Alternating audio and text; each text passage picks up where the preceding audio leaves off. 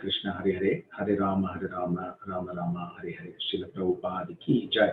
So thank you for joining this pastime from Srimad Bhagavatam class. This is the 43rd month, and today's topic is Sudama visits Lord Krishna in Dwarka. So we'll take two of the chapters.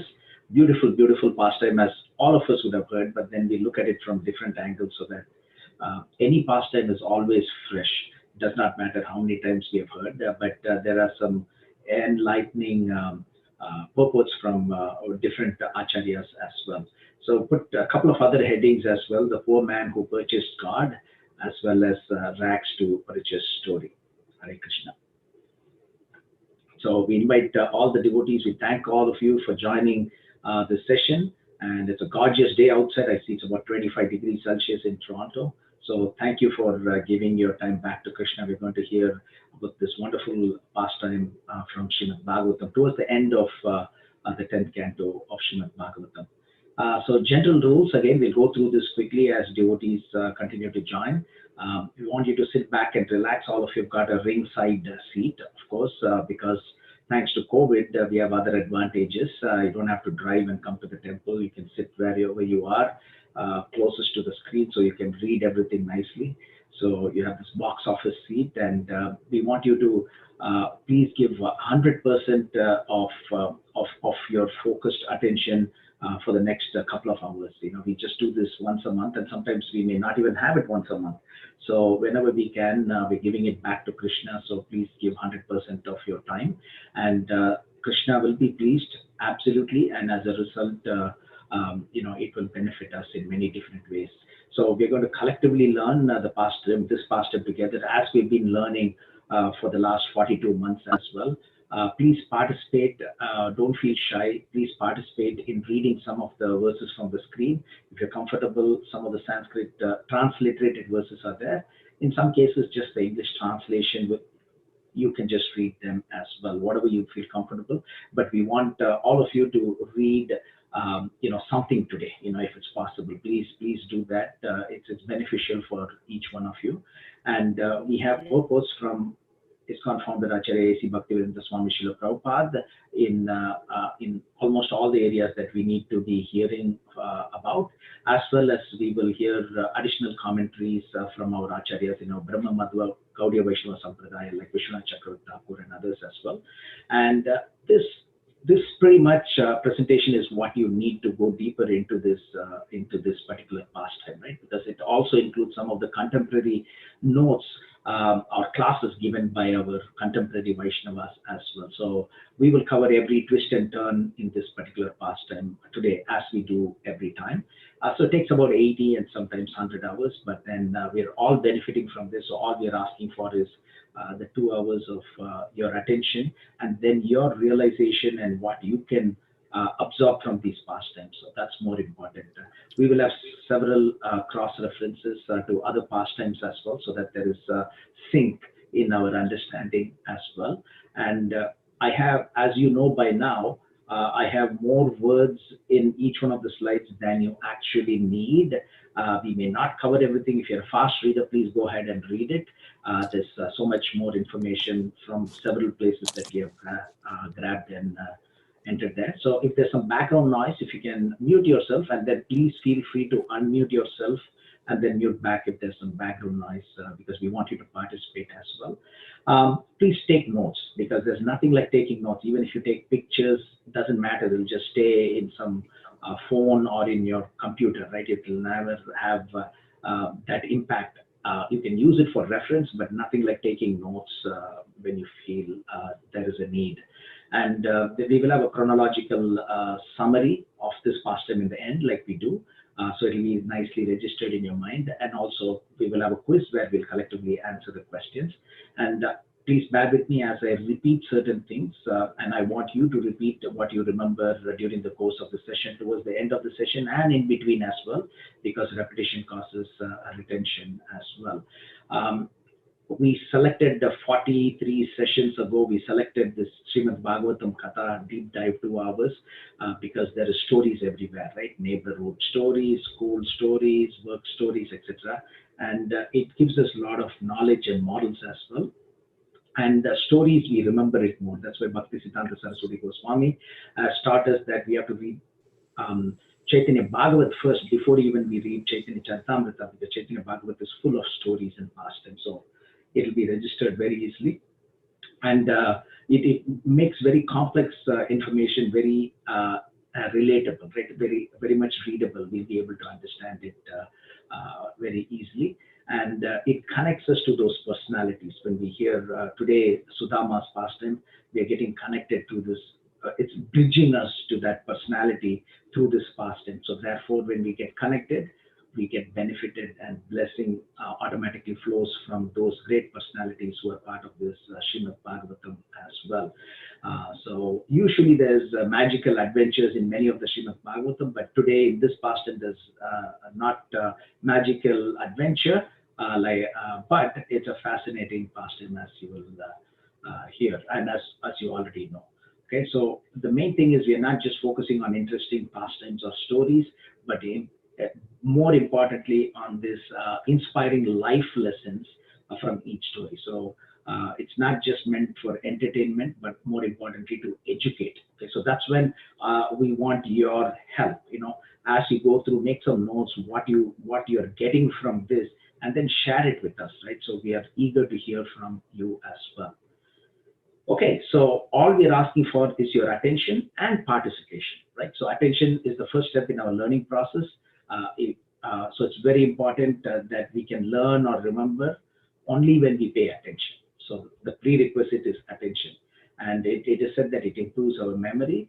And it is said that when somebody is a great artist or a great cricketer, like Sachin Tendulkar and whomsoever it is, all these great personalities in every walks of life, they have paid attention. That's the difference. A great shooter in the Olympics versus non-shooter, because they paid attention to what they want to do and they focused on it and they've gotten better or the best. So let's pay attention as much as possible. And again, it is to hearing Krishna's pastimes. And from the simplest to the highest things, it is said it's just lack of attention. So let's try to pay attention. I'm not sure if Ganapati Prabhu has joined. Gansham Prabhu. Yeah, Gansham Prabhu, I know you like this verse. We talked about it. So before we get into that verse, Bhakti, again, repetition. I repeat this many times, and we'll go through some of the early preliminary slides, which are very important. So Bhaktivinoda Thakur said that even if one of the senses are not being used, then it becomes our enemy. So we try to use 4 out of 5 senses, except our nose today. We don't have tulsi leaves or flowers that is offered. That you may have it in your house. If you use that, then you're using all the 5 senses, right? Because you're seeing, you're hearing, you're going to chant with your tongue, you're going to feel. That means you're going to write notes as well. Okay, so Gansham Prabhu, if you can unmute yourself, and do you mind reading this verse, Prabhu? You know this verse well. Hare Krishna. Hare Krishna, Prabhu.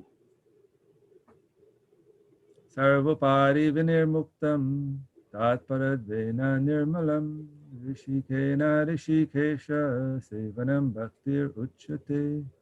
Bhakti or devotional service means engaging all the senses in the service of the Lord, the Supreme Personality of Godhead, the Master of all senses. When the spirit soul renders service unto the Supreme, there are 2 side effects. One is free from all material designation, and one's senses are purified simply by being employed in the service of the Lord. Wonderful.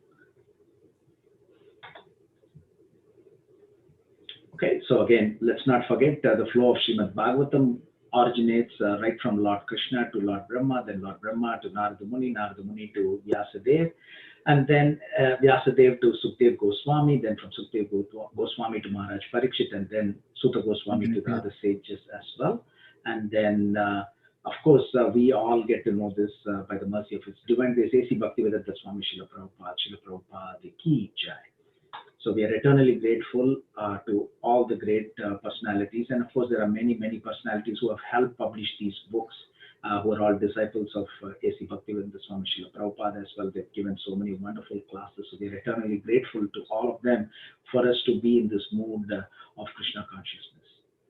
So again, this is one of those most critical verses in Srimad Bhagavatam. Would somebody be kind enough to read what is circled or in the box as well? Can you please unmute and read that?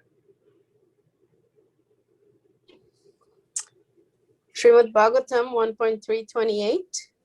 Krishnastu Bhagavan Swayam. Lord Krishna is the original personality of Godhead. Wonderful. Thank you, Mother. Thank you for joining and wonderfully reading that as well. Hare Krishna. Hare Krishna. Okay, so again, a few more verses. So Mother, I think Mother Padmakshi did this last time wonderfully well. So Mother Padmakshi, would you kindly read this 3 times or chant this 3 times? Mother Padmakshi, if you're there, or who else? Mother Sukhirani, you're there? Okay, we want devotees to react fast. Yeah, Hare Krishna, you're there? Yes, Prabhu. Yeah, Mother, if you can chant the invocation mantra Om Namo Bhagavate Vasudeva 3 times for us. Yes, Prabhu. Om Namo Bhagavate Vasudevaya. Om Namo Bhagavate Vasudevaya. Om Namo Bhagavate Vasudevaya. Thank you, Hare Krishna. So again, devotees, just jump in because we want to hear when you chant as well. So anyone else? Okay. Narayanam namaskritya naram chaiva narotamam devim saraswatim vyasam tato jayam udirayet. Okay. Anyone else? Hare Krishna Prabhu. Hare Krishna. Go ahead. Yeah. Nashta prayashu abhadreshu nityam bhagavata sevaya bhagavati uttama shloke bhaktir bhavati naishtike. And the English translation, please.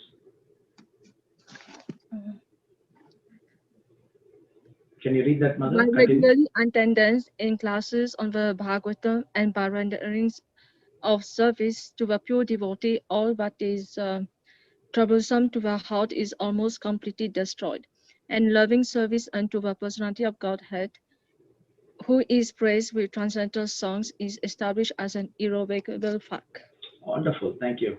So that's Vasundhara Devi Dasi. Thank you for joining. Hare Krishna. Okay, and we will chant this mantra together. Hare Krishna, Krishna Krishna, Hare Hare, Hare Rama, Rama Rama, Hare Hare. Srila Prabhupada ki jai. And we are hearing the pastimes from Srimad Bhagavatam for the last 42 weeks, and we're following in the footsteps of the Supreme Personality of Godhead himself in the form of Chaitanya Mahaprabhu, because as we can see, Chaitanya Mahaprabhu is hearing Srimad Bhagavatam from Gadadhar Pandit every day in Jagannath Puri for 3 hours in the association of devotees, and that's what we are doing in the association of devotees as well. So this is the best way for us to learn the real meaning of Srimad Bhagavatam from each one of you as well. So again, we need some devotees to participate. If you can jump in and then you can read the first one. Unmute yourself and you can read it, please. Occasions of Srimad Bhagavatam from the lotus mouth of Chaitanya Mahaprabhu. Sri Chaitanya Mahaprabhu to Sanatana Goswami about Srimad Bhagavatam. This Chaitanya Samada Madhya 24:318. Srimad Bhagavatam is great of Krishna and Supreme Lord and shelter of everything in each and every verse Srimad Bhagavatam, and in each and every syllable there are various meanings. Yeah, so just when one devotee is reading, so in this case, Govinda Das Prabhu is reading, so let's try to hear that and understand it, right? So it's as great as Lord Krishna, so there's no difference, it is said. And in every verse and every syllable, there are various meanings, right? So that is why we want you to read so that we can all understand it from different perspective and, share it with others as well. So can another devotee read this, please? Don't feel shy, please. We are hearing through you, so please be the person to give us that benefit. Hare Krishna. Sri Yes. Chaitanya Charitamrita Madhya 24.321. After Lord Krishna departed for his abode along with religious principles, the transcendental knowledge, this Purana, Srimad Bhagavatam, has arisen like the sun in this age of Kali to enlighten those who have no spiritual vision.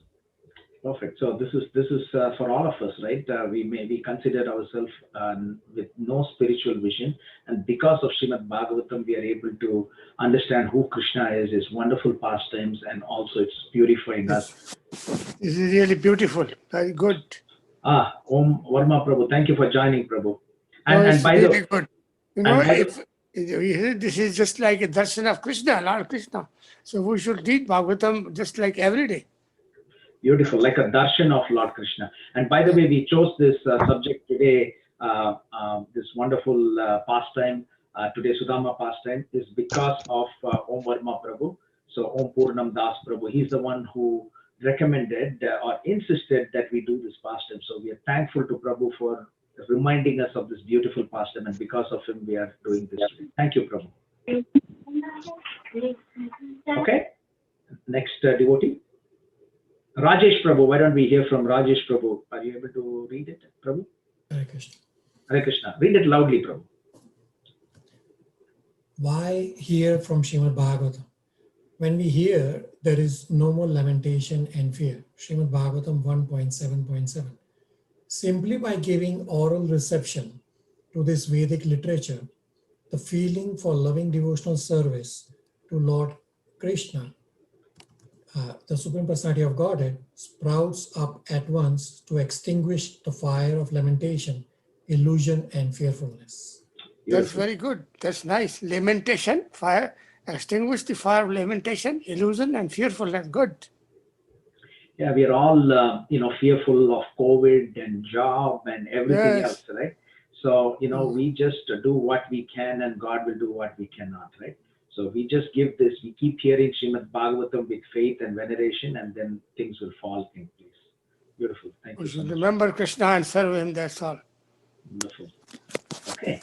So again, in our beautiful Srimad Bhagavatam family tree, which starts from Krishna, but also, as you know, Krishna is also enacting this pastime as the son of Vasudev. He's there, and this is one of the pastimes. Again, same thing, legend, black text is from the same pastime, red text is commentary by our acharyas, and purple text is verse from other literatures as well. Nomenclature, you may have to remember SB is Srimad Bhagavatam, VCT is Vishwanath Chakravarti. Again, a gentle reminder, and especially for those of you who joined us for the first time, like Mother Vasundhara, who joined us today. Okay, so we're going to cover, this wonderful pastime today from the two chapters, 81st and the 82nd chapter of the 10th canto. And as we know, there are 90 chapters in the 10th canto of Srimad Bhagavatam, almost 3,900 to 4,000 verses in out of the 14,000 odd verses as well, right? We'll cover that. So if there's some background noise, please mute yourself, otherwise it's okay. Okay, so now who's going to be the luckiest person to give us the benediction for what each one of us are going to get at the end of another 1.5 hours or so? Who's going to read this and give us the benediction? I need the benediction, so I will read. Please, thank you. The benediction given by Sukdev Goswami to all of us for hearing this pastime. The Lord always shows Brahmanas special favor.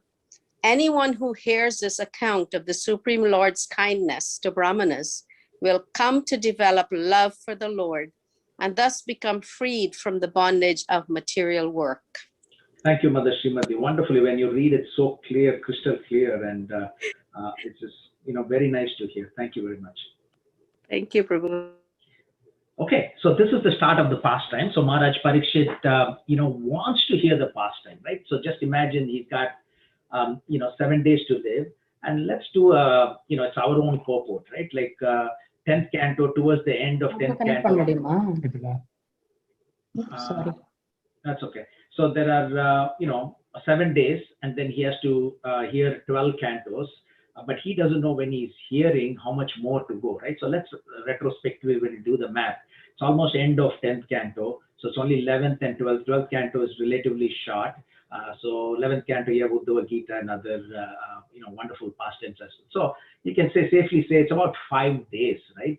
Has gone by already without any food or water for Maharaj Parikshit. And we know that the whole thing started because he was angry because there was no food or water given by Shamika Rishi, right? So here, this person is going to die in probably less than 2 days, you can say, right? Confirmed, guaranteed. Everybody knows he's going to die. It's not like somebody can get saved. He doesn't want to save himself. We know that's pastime, right? But here still, even after 5 days, got few more, you can say literally 24 hours or less to go. And what is he interested in? He wants to hear about Lord Krishna. This is an actual verse, right? Starting off with this 80th chapter, it goes off with this beautiful verse. Prabhu, Amal Thakur Prabhu, you're keeping an eye on devotee joining because there are some devotee. Yeah, okay. So here he's saying, even after, even though there are only few more hours for him to live, he's asking, my dear Lord, oh my Lord, oh Master. That means he's talking to Sukdev Goswami. I wish to hear about other valorous past deeds performed by the Supreme Personality of Godhead, Mukunda, whose valor is unlimited. Right? So valor means it's great courage in the face of danger, especially in a battle, right? But it's not like Krishna is in danger, but he saves others who are in danger, right? So it's a wonderful lesson for all of us, and all of you are great devotees, and that's why you want to hear the pastimes, right? So we all have to be interested in knowing more and more about the pastimes of the Lord, what we can learn from it and internalize it from those pastimes as well.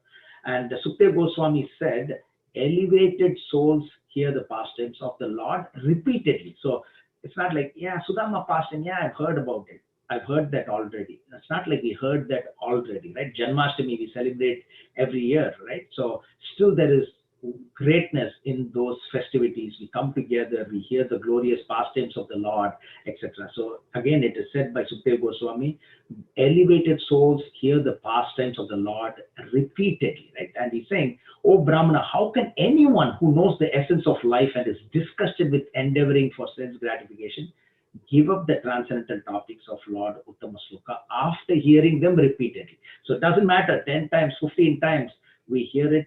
There is so much to relish. It's like well water, right? The more you take water, more you get water from it. It's always nourishing, like a zip file, right? Once you hit that, again, something else comes from that. That's the beauty of Srimad Bhagavatam that we know.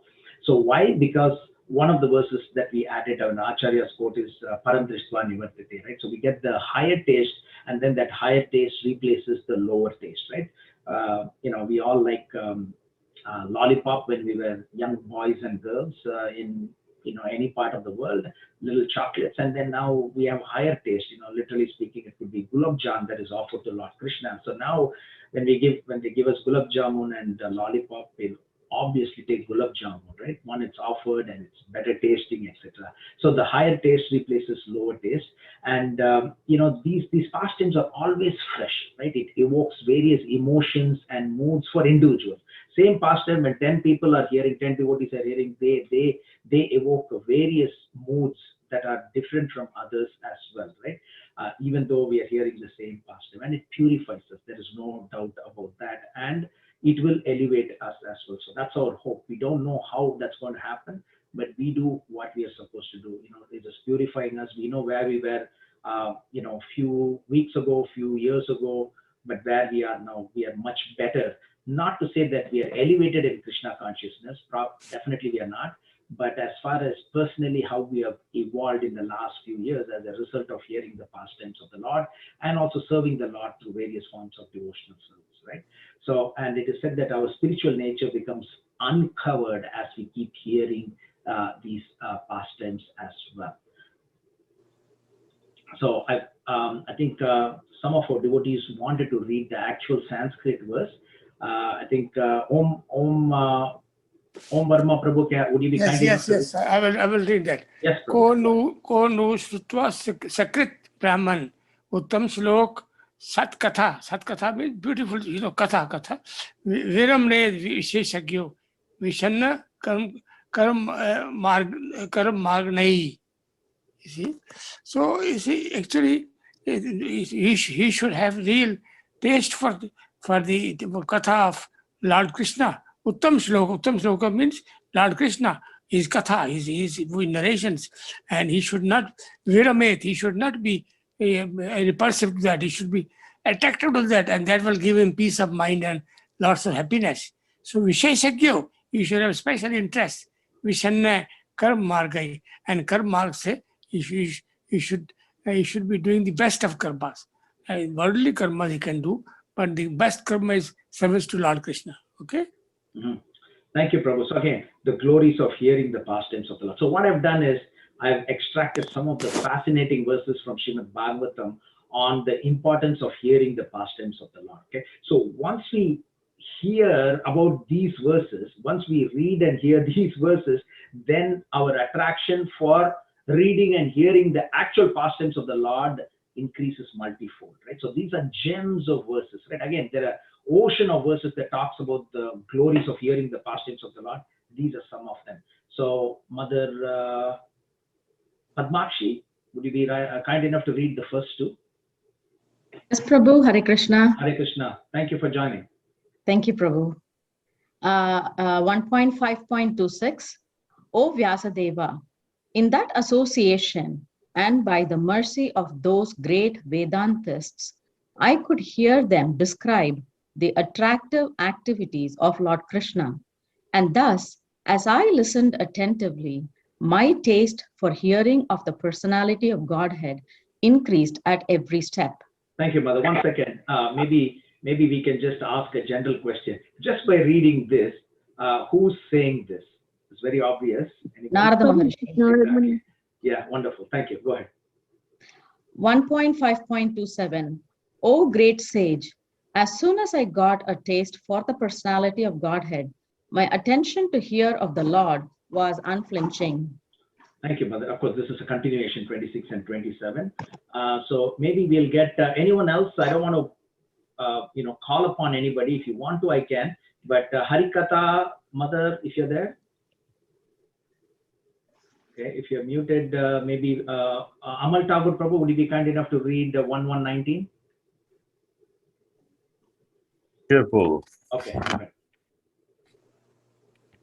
My screen is very small now. Sorry for that. Yeah, you can. Oh, I see. Do you want to? I never tired of hearing the transcendental pastime of the personality of Godhead, who is glorified by hymns and prayers. Those who have developed a taste for transcendental relationships with him relish hearing his pastime at every moment. Beautiful, fantastic, fabulous verse. So maybe we can get Leena, Mother, you're there? You can unmute and speak, or Leela Priya, you can unmute and read the last verse, any one of you. Hare Krishna Prabhu, it's Harikatha. Can I? Yes, Mother. Yeah, please read the last one. Yes, Hare Krishna. For a person who is suffering in the fire of countless miseries and who desires to cross the insurmountable ocean of material existence, there is no suitable boat except that of cultivating devotion to the transcendental taste for the narrations of the Supreme Personality of Godhead's pastimes. Beautiful, thank you. All of us go through, various sufferings in this material world. It does not matter whether we are devotees or non-devotees.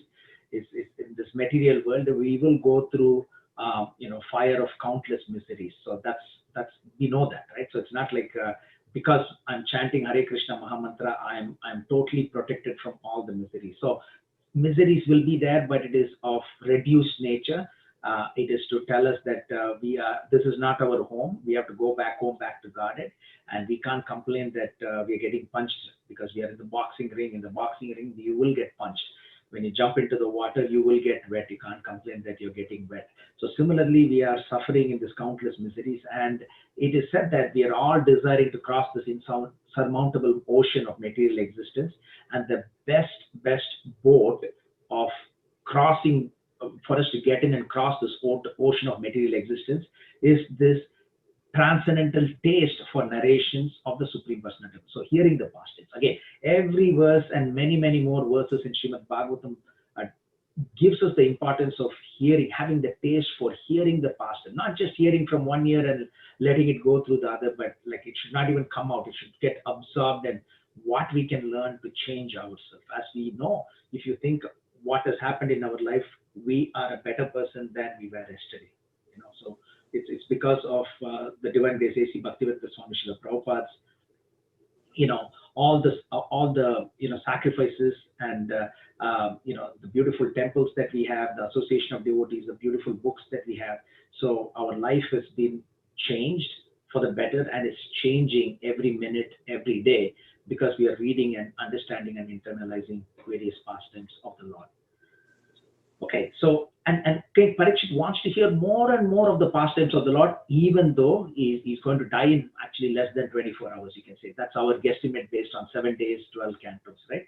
So he is instructing all of us how to use our different organs in the service of the Lord. So he's saying, what is actual speech? What is real hands? What is true mind? And what is actual ears? So he's teaching us, that is a person who's going to die, this is his deep realization. He's saying the actual speech means one that glorifies the wonderful qualities of the Lord. Real hands means those that work for him, for the devotees who make the flower garlands. You're using your hands, for those of you who do abhishek, right?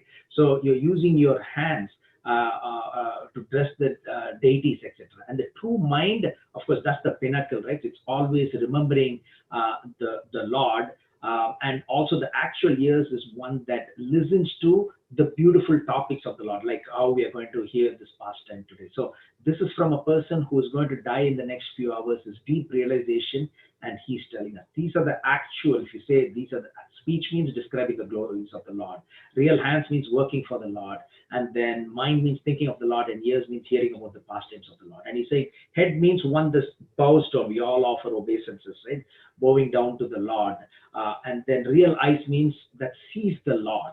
And then actual limbs are those that regularly honor the water that has bathed the Lord's feet, or those of the devotees. So this is his true realization. So that means a lesson for all of us is, let's use our senses. This is what Ganapati Prabhu read in the very beginning, Sarvopari Vidir Muktvam Tatparatvena. So Bhakti Rasamrita Sindhu, very important verse, right? So let's try to use, that's why we use this PowerPoint presentation during Srimad Bhagavatam Katha, because we can use more of our senses. We'll use our eyes, we'll use our ears, we'll use our tongue, as all of you are reading. You're using your hands, the touch, you're taking notes as well. And if you have incense that is burning in your Lord's altar, then you'll get that smell as well. So you're engaging all the senses in the service of the Lord. So this is what Maharaj Parikshit is deep realization for all of us, right? And Sukhdev Goswami starts to narrate the pastime. So the pastime starts now. So Sukhdev Goswami is saying that there is a certain Brahmana friend, Sudama, and these are the 4 qualities. So the very important, when we read it quickly, we may not, but now in Srimad Bhagavatam focus study, let's stop and understand each one of the 4 qualities. Of course, when you read the verse, actually, it will not say 1, 2, 3, 4. I just put 1, 2, 3, 4 so that we get to know the different or positive characters of Sudama. So the 4 characteristics of Sudama is explained by Sukhdev Goswami to Maharaj Parikshit and through Maharaj Parikshit to all of us. Right? So Sudama is most learned in Vedic knowledge. That's one. Second, he's detached from all sense enjoyments. And third, his mind is always peaceful. Why? Point number 2 and point number 3 are always linked together, right? If he's totally detached, then there is no expectation, there is no frustration, so the mind is always peaceful. And the senses are subdued. Now, if you're wondering why did I highlight the point number 3 and 4, because you can all correlate it to one of the most fascinating verses from Chaitanya Charitamrita that connects this point number 3 and 4. Many of you know this wonderful verse, right? From Chaitanya Charitamrita, Antilila 1.99. Anybody remembers the Sanskrit verse? Starts with P. Tunde. Tunde Tandavani Ratim Vetunute, Tundavali Lapte, Karna Kroda Kadamini Katate, Karnar Budev Yaspayam, Cheta Prangana Sangini Vijete, Sarvendriyanam Kritim, No Jane Janita Kiepti Ramrite Krishneti Varnatvi. So if you remember this pastime, Rupa Goswami is writing something, and it is said that his writing are like row of pearls when he writes, in whatever format. It was not book, of course, 500 years ago, right? So on a leaf, he was inscribing this wonderful pastime, and then Chaitanya Mahaprabhu came and he started dancing with Haridas Thakur. So there's a beautiful few lines before this in Antya Leela that describes about Rupa Goswami. So Rupa Goswami penned down this wonderful verse. So anybody would be kind enough to read this verse, and what I've highlighted in green from the qualities of Sudama connects with this verse as well. Anybody who didn't read would like to read this, please unmute and read, please. Can I read, Prabhuji? Yeah, go ahead, Mother. Chaitanya Charitamrita Ante 1.99. I do not know how much nectar the 2 syllables Krishna have produced. When the holy name of Krishna is chanted, it appears to dance within the mouth. We then desire many mouths. When the name enters the holes of the ear, we desire many millions of ears. And when the holy name dances in the courtyard of the heart, it conquers the activities of the mind, and therefore all the senses become inert. Beautiful. So the pathway is from here. When we chant, it goes through our ears and then enters into our heart. And the connection, the beautiful connection between the words highlighted in green. So his mind was peaceful and senses were subdued. And see, what does it say in this verse? When the holy name dances in the courtyard of the heart, it conquers the activities of the mind, and therefore all the senses become inert. Inert means it cannot act by itself, right? So it's subdued, right? It's not desperate to get this or that. So it's a beautiful connection, between the qualities of Sudama and this wonderful verse that is penned on by Rupa Goswami, that Chaitanya Mahaprabhu, who's Lord Krishna himself, was absolutely ecstatic when he heard this when he heard this verse. Okay, Sudama was a poor householder. So as we heard from here, he's very learned, he's detached from sense enjoyment, his mind was peaceful, his senses were subdued, but he was absolutely a poor householder, right? So whatever came of its own accord, by its own accord, he was eating. And the wife also suffered. His wife also suffered. Usually, the husband is the breadwinner, and if the husband is, not doing, if there is some background noise, please mute it. And Prabhu, if you can authorize devotees to come in, that would be great.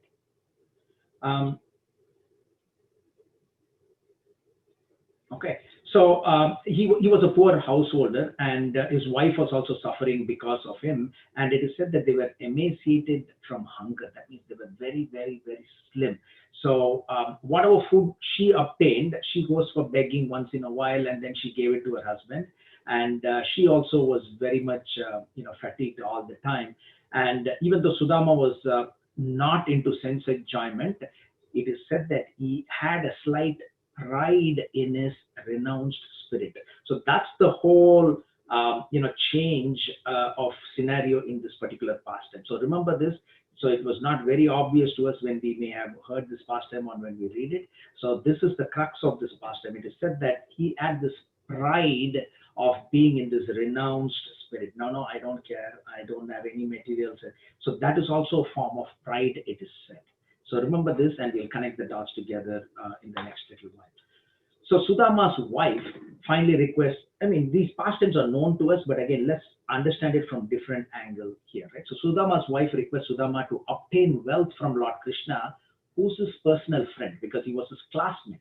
So it is said that, she was very much trembling with fear because she was not sure what Sudama was going to feel, because, but still she came forward and he said, your friend is the husband of Goddess of Fortune, and he's a great personality. He's compassionate to Brahmana. You're a Brahmana, and he's willing to grant shelter.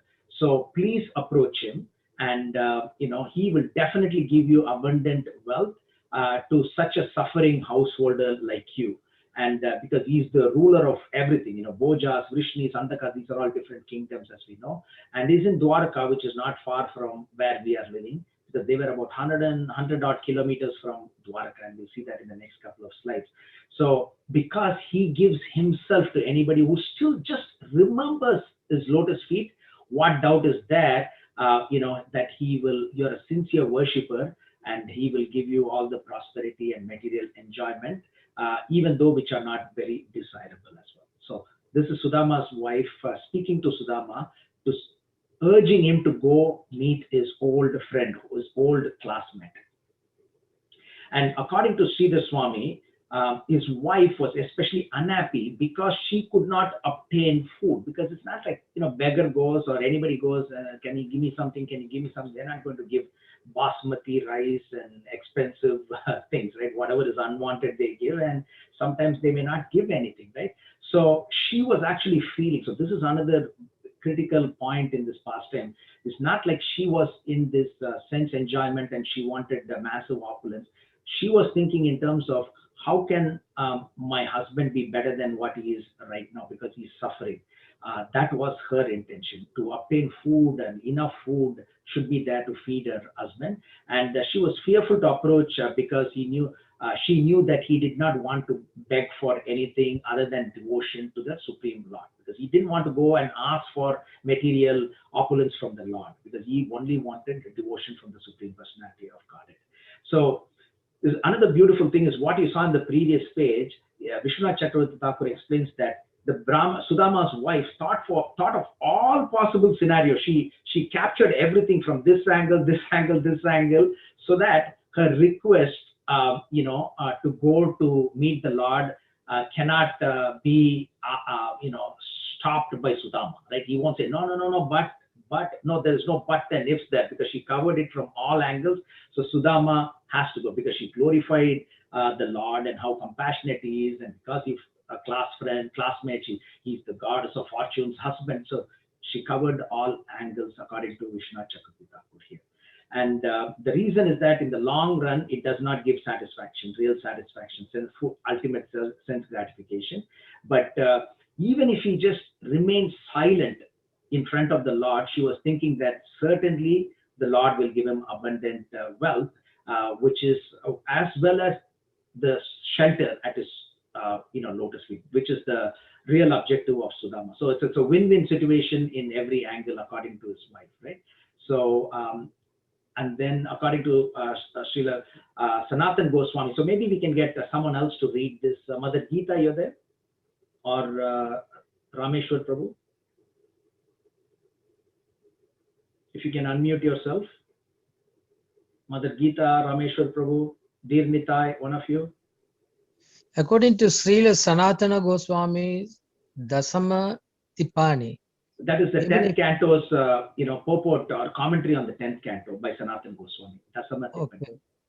Even if one has an unfit father who lives frivolously, due to love, he willingly reverts his pleading child's request for some toys and later gives him an inheritance. Similarly, the Lord satisfies us with some wealth in life and later rewards us his personal abode. In this mode, Sudama's wife requests her husband to go to Lord Krishna for help. Yeah, beautiful. So what do you get from this verse, Prabhu? What you just read? What you just read? Even if one has an unfit father who is due to love, he's spending so much money. The father is spending money on various things that he should not be spending, but still he rewards his son is saying, oh, can I buy this toy? He won't say no, I need sense enjoyment. He will still give something to the little boy, right? And later on, when he's about to die, he'll give the complete inheritance. So similarly, go ahead. Similarly, the Lord also willing to give wealth, rewards his personal. When he's living, when the devotee is living, he'll give him personal wealth, and then when the person dies, the devotee is about to die or dies, then he will give him his own abode. He'll bring him back to his abode. So that's the Sanatana Goswami's commentary here. So that's the mood that Sudama. The Lord will take care of his devotees. All the needs. The Lord will take care of all the needs of the devotees, right? So material, spiritual, all the needs will be taken care of the Lord. So that's what Sanatana Goswami is teaching us. And that's the mood that Sudama's wife asked Sudama to go to Lord Krishna as well. Yes. Thank you for reading that, Prabhu. And okay, Sudama decides to pay the visit to Lord Krishna with a gift, because for him, it's not like I want materials, some wealth, because he's very happy, because he's proud that he's renounced everything, right? He's not dependent on anything or anybody for material things, right? So he's only devoted to the Lord. It was his pride. And remember that till the end, right? And we'll get to that. So but his intention was, oh, this is a great opportunity for me to go and meet Lord Krishna, because this is the greatest achievement in my life, because I've not had a chance to meet Lord Krishna for so many years, because I was they were all classmates, but this is the greatest achievement in my life if I can go and meet Lord Krishna now, right? So he's making use of this opportunity that his wife is asking him to go to. So he's saying to see Lord Krishna indeed is the greatest achievement in life. So then he decided, okay, I'm going to go. See, this is the beautiful courtesy, right? So before he went, what did he ask? My wife, is there anything in this house that I can take as a gift for him, right? So this is a normal, it is customary, right? So whenever we go to somebody's house, we take a gift and give. So what to speak of going to the Supreme Lord's place, right? So he's saying, do we have anything? Even though he knows that there is nothing, he's asking, is there anything that I can take? So Sudama's wife went and begged again, and this time she got 4 handful of flat rice, right?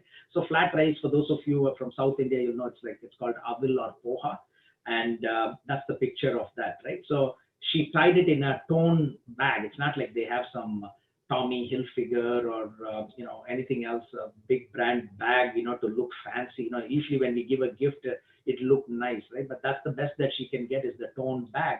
So she puts this 4, it is said that 4 handful of flat rice into that, and then ties it up in a torn bag and then gives it to her husband. So she doesn't think anything bad because that's the best that they can give.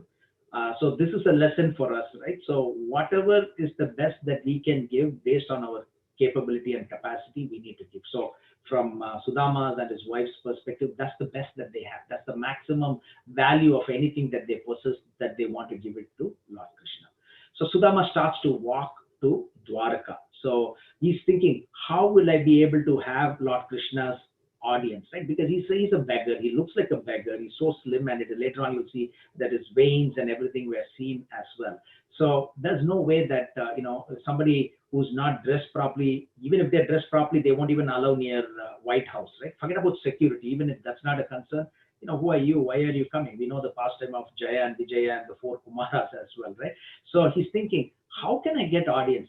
Krishna is living in of course, any one of the 16,108 wives, or from a devotee standpoint, and we know reality, he is living in each one of those 16,108 palaces. But which is the palace that I need to go? Should I go? Will they allow me near any of the palaces, etc.? That's what he's thinking as he's traveling from his place. And where did he live? So this is the value that we want to bring during this Srimad Bhagavatam Katha. So it is not in Srimad Bhagavatam, but retrospectively, our acharyas have confirmed that Sudama's home was in Porbandar, which is about 100 odd kilometers. By driving, you can say, 2 hours, right? But it will take about 21 hours if you have to walk. Okay. So Dwaraka, Porbandar is a coastal, it's towards the south east of Dwaraka. Okay, so Puri means is a town or city, and it is called as Sudama Puri later on now, but that's the hut that he was living in. So I have a map here.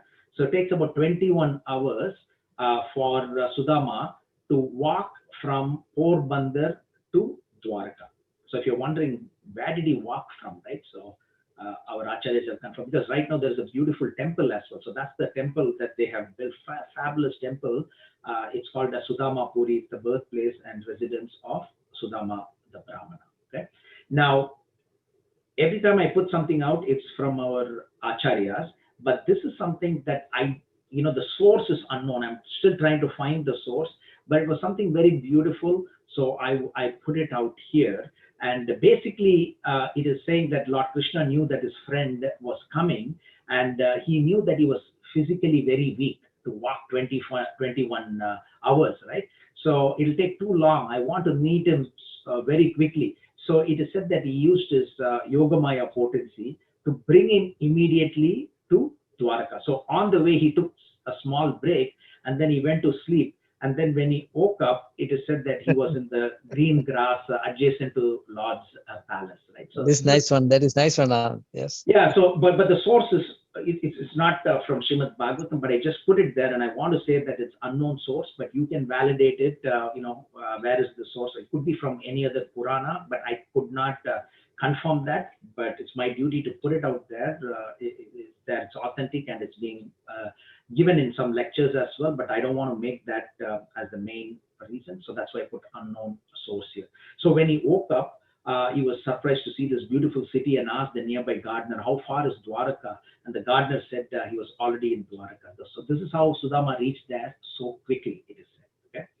And Sudama enters one of the palaces of Lord Krishna, which happened to be the main palace, which is Rukmini's palace, right? So it was all guided by Lord Krishna here, right? Beautifully, he guided everything so that he comes to his main palace. All are main palaces, but he's got 16,108 queens, and of course we know Rukmini is the first queen. So he directed Sudama to come straight to the main palace there. And what did Lord Krishna do?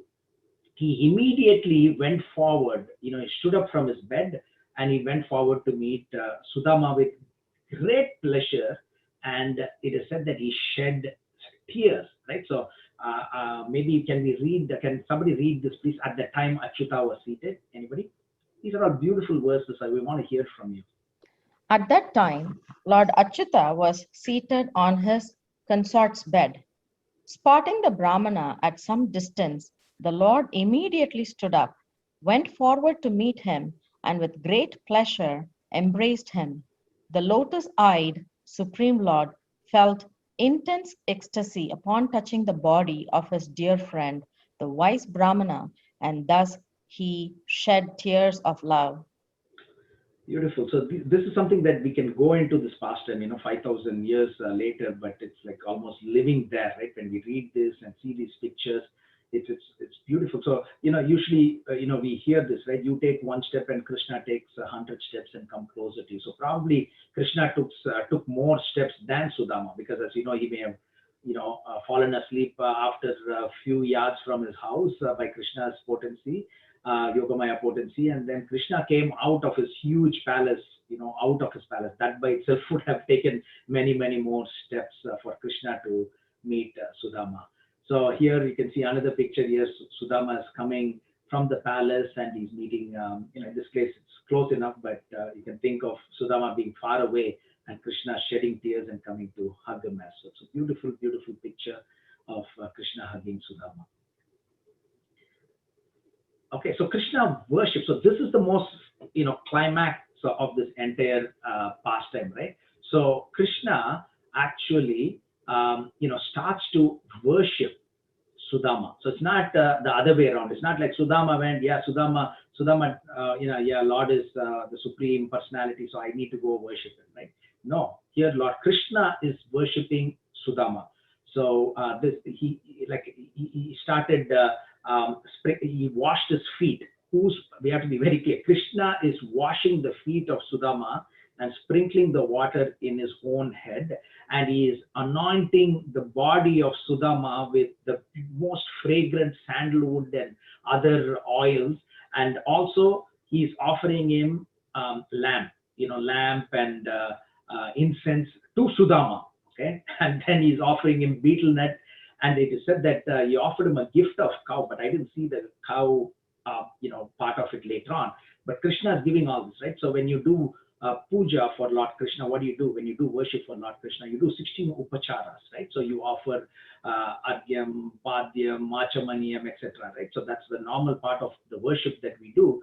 So here Krishna is doing it for Sudama. How come, Prabhu, Sudama did not pay Dandavat Pranam or worship the Lord? He knows that he's the Supreme Personality of Godhead, right? Of course, yeah. So why would you think that he was? It's not like he was enjoying the sense enjoyment of somebody massaging his feet or watering his, washing his feet, right? So from the beginning itself, his mood was to get the audience of the Lord. So it's not like, I deserve this because I was your friend, I am equal to you. That was not his mood. So Krishna is teaching us in this, what we get from this pastime, the answer is, Krishna is teaching us how to respect a Brahmana, So Krishna is teaching us, the Supreme Personality of Godhead is doing this. It's not like Sudama was enjoying all this wonderful, opulent welcome, but Krishna is showing us that he's the Supreme, he's the richest, and the Sudama is the poorest here, and how to treat him, Vidya Vinaya Sampanne Brahmani Gavyastini Sunichaiva Swapakecha Pandita Samadarshana. 5.18, right? So here Krishna is teaching us. It's not that Sudama was always in this mood of reverence that he is unfit. How can I go see? The gods will stop me. He's the Supreme Lord. We read those verses in the very beginning, right? As his whole intention was to get this ultimate aim of his life to go meet Lord Krishna again. So it's not like he wanted this and he was enjoying it, but Krishna is showing us how to respect a Brahmana. That's the whole idea of this pastime. Does that answer your question? Yes, yes. So here it is said that, Lord Krishna, again, this is to, add more, right? So he could have always asked his servant, okay, my friend has come, so please take him, show him where the washroom is and, get him ready, give him some clothes, etc., right? So Krishna could have done that, right? But Krishna could have asked one of his millions of servants or maybe one of his wives as well to go and take care of his, poor Brahmana. But he wanted to show personally, so he himself came to do this, right? So that's the greatness of Lord, and that's the important part of this pastime as well. How the richest was, equally giving that equal importance to the poorest of the poor. So Lord Krishna, as I mentioned in the very beginning, we always get some more, references from other pastimes as well, right? So Lord Krishna always worships Brahmanas, right? Namo Brahmane Devaya Go Brahmanitaya Jagaditaya Krishnaya Govindaya Namo Namah. So I put some references there. So maybe Mother, one of you can read this, last few lines, please.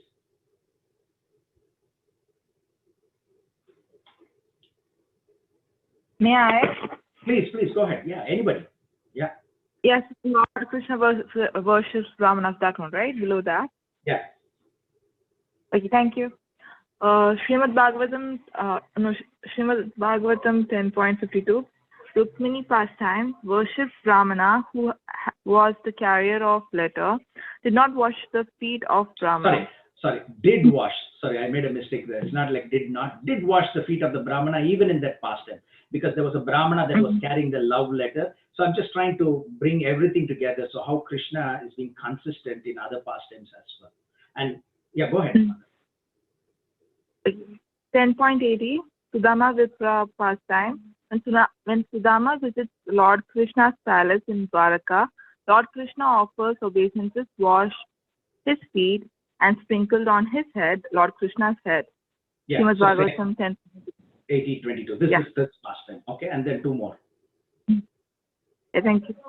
10.69, Lord Krishna worshipped Narada Muni when he visited him in Dwaraka. And he did the same thing to Narada Muni as well. Sorry. Yeah, go ahead. 4.22, Ritu Maharaj worshipped the four Kumaras by washing their feet and offered wonderful prayers. Srimad Bhagavatam 4.22.5 and more verses. About that, right? So Ritu Maharaj is also an expansion of Lord Krishna, and he's again teaching us that. So it's not like an isolated reverence of Brahmana here, but there is consistency across many pastimes, many incarnations of Lord Krishna as well. Okay, anybody can think of any other pastime where Lord Krishna or Chaitanya Mahaprabhu was glorying Brahmanas like this? If you have, just remind us about that. Okay, so here you can see here, that's Lord Krishna washing the feet of the Brahmana. Of course, he would say, no, what are you doing? Of course, all that is not explained, because the message from this is Krishna is teaching us how to respect a Brahmana. Okay, and Krishna is washing his feet there, as you can see in both the pictures there. And can anybody read this, please? I want more devotees to get engaged, please. We would like to hear from you rather than me just talking. Can I read, Prabhu? Go ahead, Mother. Rukmani herself finds Sudama. By finding him with her chamara, the divine goddess of fortune personally served that poor Brahmana, whose clothing was torn and dirty, and who was so thin that veins were visible all over his body. Thank you for reading that. Hare Krishna. Yeah, so it is said that he was so thin because he was not eating whatever was coming his way, he was eating. So it is said that veins were visible all over his body. and Rukmini Devi herself, goddess of fortune, is fanning her. I think we discussed this in one of the classes. So from Srimati Radharani, there are 3 groups of expansions, right? All are her expansions. So it is said, according to Chaitanya Charitamrita, from Srimati Radharani, we have all the goddesses of fortune, all the queens of Dwarka, and all the gopis. So 3 sort of extensions of Srimati Radharani. So that is why the goddess of fortune is periodically referred to Rukmini Devi as well. So so the divine goddess of fortune herself was fanning this poor Brahmana. And people in the royal palace were astonished because they don't know who, they're not in the same level. So they were all astonished to see how the Lord was honoring this impoverished Brahmin, right? Who's this person? He's nobody. But not only Lord Krishna, but also Rukmini Devi is giving all respect. So this person should be, somebody who's done something great. How can this happen to such a person, right? And Krishna started to talk pleasantly about how they lived once together in the school of their guru. And who's their guru? Sandipani Muni, right? And where they were studying, in which part of India, current day India? Ujjain. Yeah. Ujjain, yeah. So that's where Krishna learned 64 arts in 64 days. And it is said that one of the 64 arts, there is a description in one of the purports, but one of the 64 arts was making the parrot speak in one day, right? 64 arts in 64 days means each art they need to master every day. Another one is there'll be a book, so keep the book like this and turn to one of the pages, and and then I will say, okay, Krishna, what is there in the second paragraph of this page 492 in this book? And then Krishna is supposed to say what it is, right? So Krishna is Supreme Lord, he knows past, present, future, he knows everything, but these are 64 arts that they learned in 64 days as well. And he starts talking pleasantly about the wonderful time that they had in the school because they had to live in the ashram of Sandipani Muni, their guru, right? So at that time, Sudama was also living there and they started talking. Now, this is a pretty busy slide, but I want a fast reader to read this and others to get fully engrossed in this wonderful pastime. Maybe can we get Mother Gita? Mother Gita, are you there? Yes, Prabhu. Hare Krishna. Hare Krishna. If you can read from the first bullet point to the last bullet point, and others can just relive that like an action replay of this wonderful pastime. Thank you, Prabhu. Oh, Brahmana, do you remember what happened to us while we were living with our spiritual master? Once our guru's wife sent us to fetch firewood, and after we entered the vast forest, O twice-born one, an unseasonal storm arose with fierce wind and rain and harsh thunder.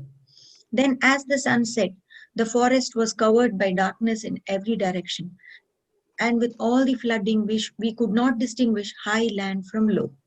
Constantly besieged by the powerful wind and rain, we lost our way amidst the flooding waters. We simply held each other's hands and in great distress wandered aimlessly about the forest. Our Guru Sandipani, understanding our predicament, set out after sunrise to search for us, his disciples, and found us in distress. Sandipani said, "O my children, you have suffered so much for my sake. The body is most dear to every living creature, but you are so dedicated to me that you completely disregarded your own comfort. This indeed is the duty of all true disciples, to repay the debt to their spiritual master by offering him with pure hearts their wealth and even their very lives. You boys are first-class Brahmanas, and I am satisfied with you. May all your desires be fulfilled, and may the Vedic mantras you have learned, never lose their meaning for you in this world or the next." Lord Krishna continued, "We had many similar experiences while living in our spiritual master's home. Simply by the grace of the spiritual master, a person can fulfill life's purpose and attain eternal peace." Hare Krishna. Hare Krishna, beautiful. So nice, beautiful pictures as well. How Krishna and Sandipani Muni went, and see the bottom picture, they're collecting firewood, right, for the yagya. So again, yagya is pretty common in those days. And this is a nice little summary of yagyas that we read from Srimad Bhagavatam as well, fire yagya, right? So Lord Ramachandra, this is stunning. He performed uninterrupted fire yagya for 13,000 years. So I put all the Srimad Bhagavatam references there, right? So Lord Ramachandra performed yagya for 13,000 years in a row. Vasudev, Krishna's father, performed fire sacrifices at Kurukshetra, which is supposed to be very powerful. And Lord Krishna himself performed greatly potent fire sacrifice. We read from the 89th chapter, which is the penultimate chapter in the 10th canto. And also, it is said that Krishna and Arjuna also participated in Yudhishthir Maharaj's fire sacrifice. Govardhan Leela pastime, Krishna instructs Nanda Maharaj that fire sacrifices must be performed. And we read from the 4th and 8th canto how Prajapati, Daksha, Vishwarup, and Father Twesta performed fire sacrifices. And we also know how sage Vishwamitra and his grandson Maharaj Bharat, son of Dushmanta and Shakuntala, performed wonderful fire sacrifices. And Srila Prabhupada also gave initiation and conducted marriages. And even now we have so many fire sacrifices, right? It's difficult to do, but the sacrifice that is recommended in this age of Kali that is easier for all of us to do is the Sankirtan Yagya, which is the chanting of the holy names of the Lord. But in this day in age, even in Kali Yuga, even chanting, may not be acceptable for everyone, right? Like people will try to stop whenever there is a yagya that is performed, Sankirtan yagya, whatever yagya that is being performed. And we read from the 7th canto how Hiranyakashipu was determined to stop all yagyas after his brother Hiranyaksha was killed. So I just took a reference here where he's saying, when I'm engaged in business of killing Lord Vishnu, go down to planet Earth, which is flourishing due to Brahminical culture and a Kshatriya government. These people engage in austerity, sacrifice, Vedic study, charity, etc. Destroy all the people who are engaging themselves in this. And he's saying when the Brahmanas are killed, no one will exist to encourage the Kshatriyas to perform yagyas. And thus the demigods not being appeased by yagya will automatically die, because they're supposed to get food from the yagyas, whether we are chanting, because it is said, when we chant the holy names of the Lord, everything is within the holy names of the Lord, right? So all the demigods are within Krishna. So when we chant, even the demigods are pleased. But when we don't do the chanting, when we don't do the ghee, if you're doing a ghee offering, then it is said that the demigods don't have the food. Thus disturbed again and again, all the people will stop all the Vedic cultural activities, and the demigods will also be disturbed. So in this day and age, in this Kali Yuga, there is always problem when we do congregational chanting, book distribution, or any type of sacrifice. There is always opposition will be there, but we need to go beyond that and continue to do what we're supposed to do. So, but Anand, our congregation, they know the value of the yagya. They sponsored, last time. So they have the taste of yagya and the power of the yagya. They know. And we have this holy names that is given to us, right? Which is given by Srila Prabhupada. So sacrifice. Yagya means sacrifice. My money. சொல்லிட்டான்ல. Yeah, you think that he doesn't know anything. I don't know. Anyway, so so 10.79 as well. This is a pastime about Balvala. Remember, he was throwing all these abominable things in this fire yagya as well, and then Balaram had to kill him as well. So I would like somebody to read this. This is very important. We tend to move ahead to 18th chapter very quickly, but these are very important verses in the third chapter of Bhagavad-Gita. So maybe can we get somebody to read this, please, who's not read so far? Sharad Chandra, are you there? Sharad Prabhu or Mother? I don't know whether you're on audio. Hema, are you there? Hema? Bhuvana, are you there? I don't know who's that. Bhuvana iPhone? Hare Krishna Prabhu. Hare Krishna. Which part you want me to read? The one in black background. Bhagavad-Gita 3:10 to 12. Bhagavad-Gita 3:10 to 12. In the beginning of creation, the Lord of all creatures sent forth generations of men and demigods along with sacrifices for Vishnu, and blessed them by saying, Be thou happy by this yajna sacrifice, because its performance will bestow upon you everything desirable for living happily and achieving liberation. The demigods, being pleased by sacrifices, will also please you, and thus by cooperation between men and demigods, prosperity will reign for all. In charge of the various necessities of life, the demigods, being satisfied by the performance of yajna, will supply all necessities to you. But he who enjoys such gifts without offering them to the demigods in return is certainly a thief. Hare Krishna.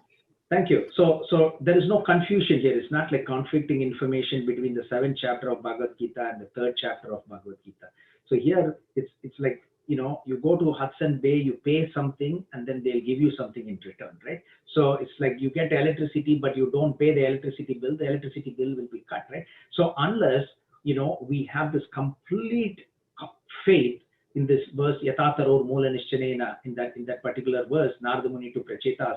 So Lord Krishna is the root, which is the reality, the root of all existence. That means all, when you water the root, the fruit and the leaves all get energized, right? So when we put food to the mouth, to the stomach, hands and eyes, and everything gets energized. So similarly, when we worship the Lord, all the demigods are also pleased. So we need to know that, right? So then when we chant, then the appropriate things go to everyone else as well, right? So the demigods who are giving us this beautiful day, 25 degrees Celsius out in Toronto, right? Fabulous day, nice, beautiful breeze is there, Vayu is there, Surya is there, everything is working very nicely today. So what are we doing? We're not paying anything to sun. We're not. So when we offer worship to Krishna, then everybody gets their turn. So that's the mood that we need to when we are chanting the holy names of the Lord. So Dana Vrita Tapastita Chetradinam Chaistitya Shaktyo Deva Magatam Sarva Pabarastuva Rajasuyasya Medanam Jnana Atma Tikas Akrisha Harinam Sarva Stapita Sveshu Namashas. He said, Krishna has taken everything, Dana, Vrita, tapas, vows, austerity, Rajasuya, Aswame, everything, and packed into the holy names of the Lord, right? So when we chant the holy names of the Lord, all the best things will come. And similarly, from the Yatatarur Mula Nishchanena verse from the 4th canto, Lord Krishna in his body has got all the demigods. So when you worship Lord Krishna, then everybody gets their due share, right? So that's what is said in the 3rd chapter, right? So we cannot ignore, we are still getting. So when we worship Krishna, it's like you paying credit card, right? When you pay towards your credit card, then you don't have to pay towards the purchase that you made in the gas station, that you made in the grocery store, in the same credit card, right? You're just paying it to one source, right? To your bank. In a Scotia Bank credit card payment you make, then automatically it's like everything is taken care of for the gas station and grocery store, right? So that's what is stated here. Okay, so Mother Sukirani, would you be able to read this? This, I think a couple of years ago, I was fortunate enough to put this in the Vyasa Puja offering for ISKCON Scarborough. This is a hidden gem. This is a description of Srila Prabhupada, right? So fascinating verse. So Mother Sukirani, are you there? Yes, Prabhuji. You can read the Sanskrit or a transliteration, whichever you feel good. Yeah, I'll read the Sanskrit. Go ahead. Savai Sat Karmanam Sakshad Dvijateriha Sambhavaha Adyonga Yatra Shaminam Yataham Jnanadho Guru. My dear friend, he who gives a person his physical birth is his first spiritual master, and he who initiates him as a twice born Brahmana, engages him in religious duties, is indeed more directly his spiritual master. But the person who bestows transcendental knowledge upon the members of all the spiritual orders of society is one's ultimate spiritual master. Indeed, he is as good as my own self. So anybody would like to comment on this? Is this not a description of Srila Prabhupada? If you read it carefully, right? So our father, our birth father, it is said, is the first spiritual master. Okay, and when we get initiation, is the second spiritual master. It's actually the spiritual master as well. But the person who bestows transcendental knowledge upon the members of all the spiritual orders of the society is one's ultimate spiritual master. Is that what do you infer from this? Hare Krishna, Prabhu. Yes. Prabhu, what about Siksha Guru? Are we considered spiritual masters also? Your question is going to be answered in the next page. Can we hold back till we get to the next page? Yes, Prabhu. Hare Krishna. Okay. So it's definitely answered. I put that there. So this is a fascinating description. I sent it out to Rajesh Prabhu, and he had posted it a couple of years ago, right? So this is a beautiful verse from Srimad Bhagavatam. It looks like it's teaching us indirectly about Srila Prabhupada, right? And also Lord Krishna is glorifying all the spiritual masters, and he's saying, I, the soul of all beings, am not satisfied by ritual worship, Brahmanical. Ritual worship means you are doing something for getting something. But if you turn that, so nothing is ritual, but everything is spiritual. When you do it to only satisfy the Lord, it could be fire sacrifice, it could be chanting of the holy name. Even the chanting can be ritual if you're just doing it for hours of, oh, I want this, right? So if we have this, transformation from ritual to spiritual in whatever we do, and Krishna is saying, more than anything, I'm faithful, penances, I am by faithful service rendered to one spiritual master. So this is coming from Lord Krishna.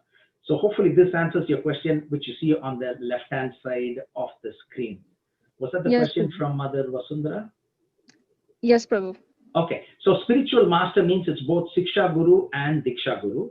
Siksha Gurus are instructing spiritual masters, and we have many, right? It could be in our school life, it could be college life, and of course in spiritual life too. We read from the 11th canto that there were 24 gurus, right? For this Avanti the Brahmana, right?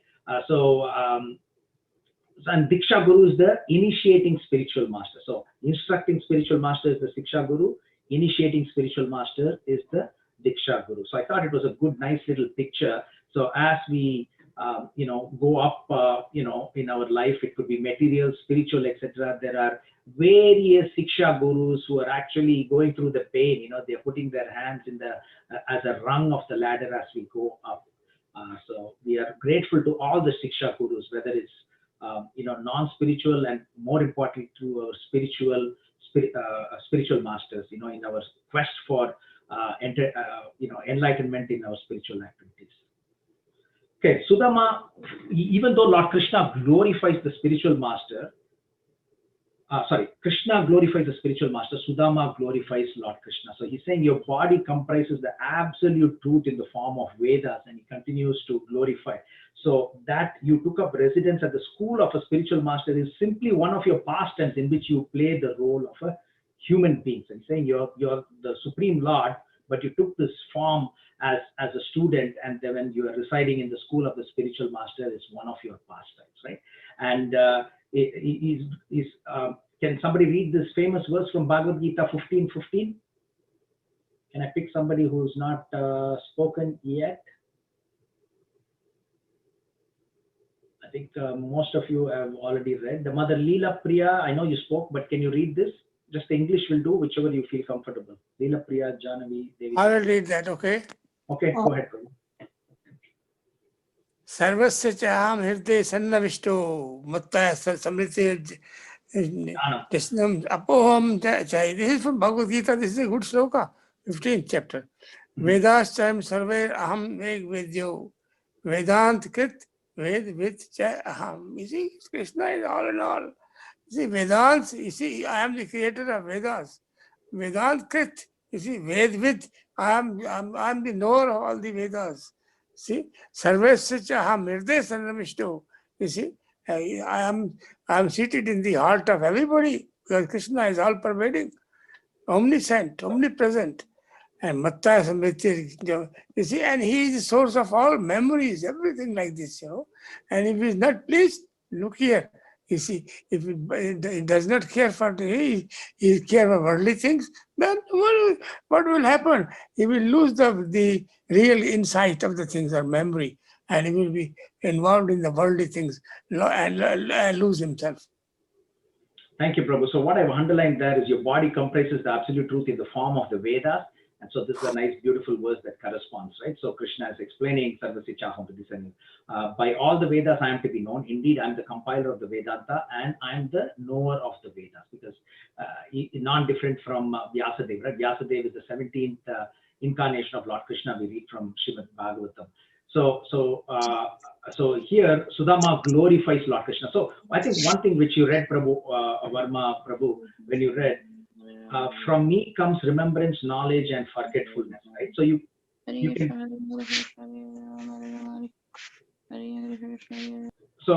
can see from both angles, right? So forgetfulness, if you're thinking, yeah, I'm not memorizing this verse, how many times I read, it's taking, that's one thing. You worship the Lord and that part of it will not be there, you'll remember.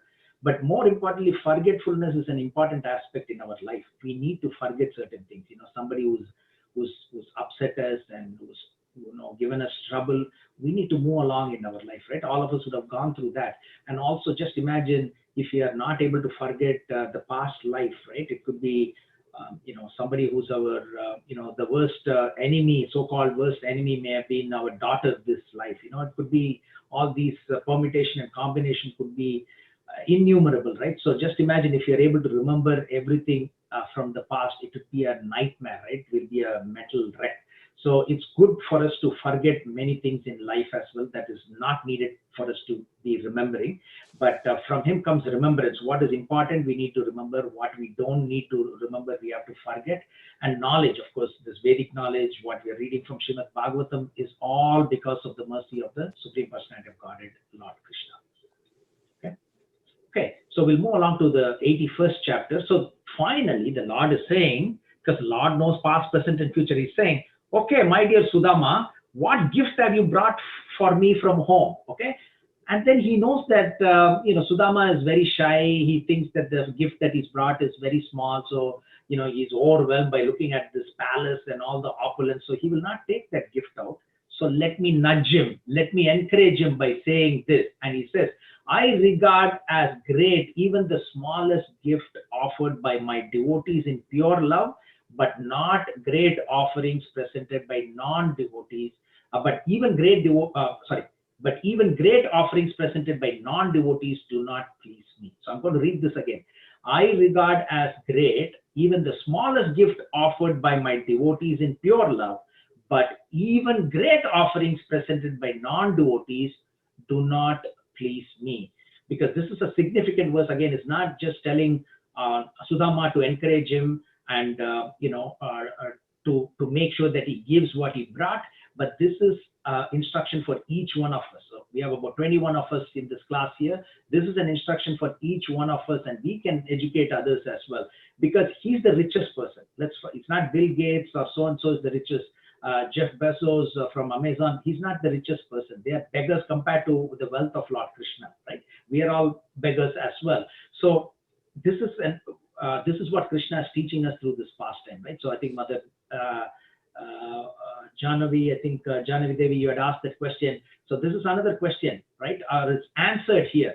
So let's not think that, oh, I'm just making this rice and chapati and sabji. I don't know really, Krishna is so great. No, he's saying that even the smallest gift offered, but the key is the pure love, because he's Bhava Grahi Janardana, right? So he's pleased with the internal mood and sentiments and devotion, not the actual thing that is offered, right? So satisfaction of receiving a gift comes from the love and sincerity in giving, right? So when we really give with so much, when somebody is offering you something, right? A little baby is offering a little chocolate that his father has given, he's eating half and then he's giving it back to the mother or father.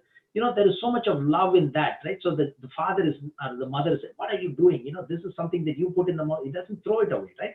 So it's just the satisfaction of receiving something comes from the love and sincerity in giving as well, because Lord Krishna is Bhava Grahi Janardana. So in this particular verse, can we think of some examples where can we think of some pastimes where Krishna is proving that point, where even the smallest gift offered by devotees in pure love, he is accepting that, but not the great offerings presented by non-devotees? At least 5-6 different pastimes should come to your mind. Anybody?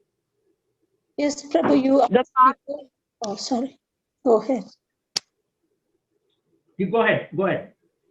Okay, you asked before also like if we can remember any Brahmana that Krishna Chaitanya Mahaprabhu really this thing. Actually, when the Brahmana who was holding the Bhagavad-Gita book upside down and he was just looking at Krishna, how he became a chariot driver for Arjuna, and he was crying looking at that picture. And meanwhile, there were other Brahmanas who were well versed in Vedic knowledge and everything. But Chaitanya Mahaprabhu actually hugged this Brahmana who didn't even know how to read the book. He didn't even know how to. He was even holding the book upside down. But Chaitanya Mahaprabhu hugged him, and he said, "You are the one who have understood the Bhagavad-Gita fully." Yeah, it's great. Thanks for reminding. So he's always having this equal vision, right? As Lord Krishna and Chaitanya Mahaprabhu is walking the talk, he's teaching us, right? So he did not worship him in that because what we saw was how Lord Krishna was worshipping the Brahmanas, right? Like Narada Muni and Sudama, but he gives so much of respect to Brahmana. So that's a great example that you gave. And actually in Chaitanya Charitamrita, it doesn't say that he was holding it upside down. It says that he could not pronounce those words properly, right? But he was doing it because the spiritual master had asked him to do it and he was religiously doing it. But the most stunning thing is what you mentioned, where he's saying the Supreme Personality of Godhead, and what is he doing? He's a chariot driver. You know, back home in Sri Lanka and India, when you say he's my driver, right? Like it's one of those most relegated positions, right? Oh, you're just a driver, you're just a driver, auto driver, taxi driver, chariot driver, doesn't matter, all these drivers, right? So the greatest took the lowest position as a chariot driver. So thank you for bringing this up. Thank you.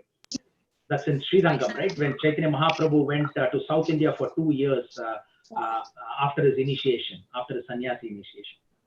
Okay, can anybody think of any examples where the Lord is accepting the very smallest gift but rejecting the bigger gifts? Dirnitai Prabhu, Mother Padmakshi, I thought it will flow. Come on. Anand, this is the Prabhu, I can think of, sorry. Vidura. Yeah, go ahead. Okay. Oh, sorry, I should put that. Okay, Vidura's pastime, good example. Anyone? Just the heading of the pastime is good. Hare Krishna. Okay, Yeah, Shabari. Very good. Sabari, Kunti. Collaborator Sridhar for Chaitanya Mahaprabhu.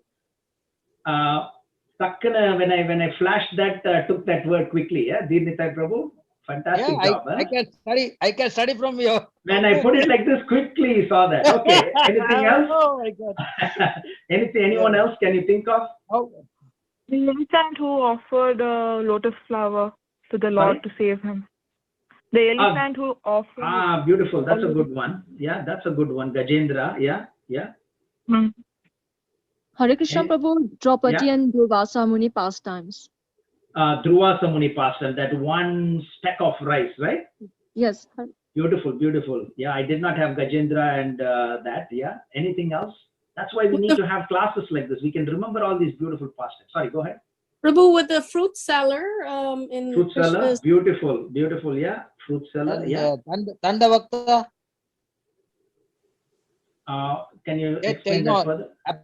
Applying the chandan on Krishna, and then Krishna pressed thumb of food, and then she became a beautiful woman, because of the faith Kubja. on the Lord.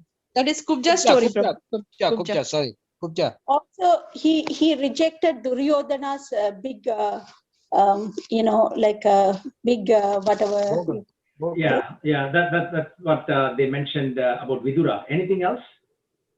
And even Draupadi. Sorry. Yeah, Draupadi, Durvasa Muni went. Draupadi did not give him anything but chanted the holy names, and then in return he incarnated as the sari. Is that the one, or you're talking about the plate of food and one morsel of food? One morsel of food. Yeah, that's great. Yes, Prabhu, Rukmini and Satyabhama, Rukmini offers him a tulsi leaf. Beautiful. Yeah, Rukmini offers. And also Anand, Raghunandana personally cried in front of the Lord, eat, otherwise I will be in trouble. The sweet, yes, the laddu. Yes, laddu, small piece of food, right? And personally he came and that's a good one. Yeah, beautiful pastime. Fantastic. This is what we need. Yeah. And even in the Nectar of Devotion, there is a story in which a Brahmana, he kind of like thinks of serving the Lord, and then afterwards he, Very good.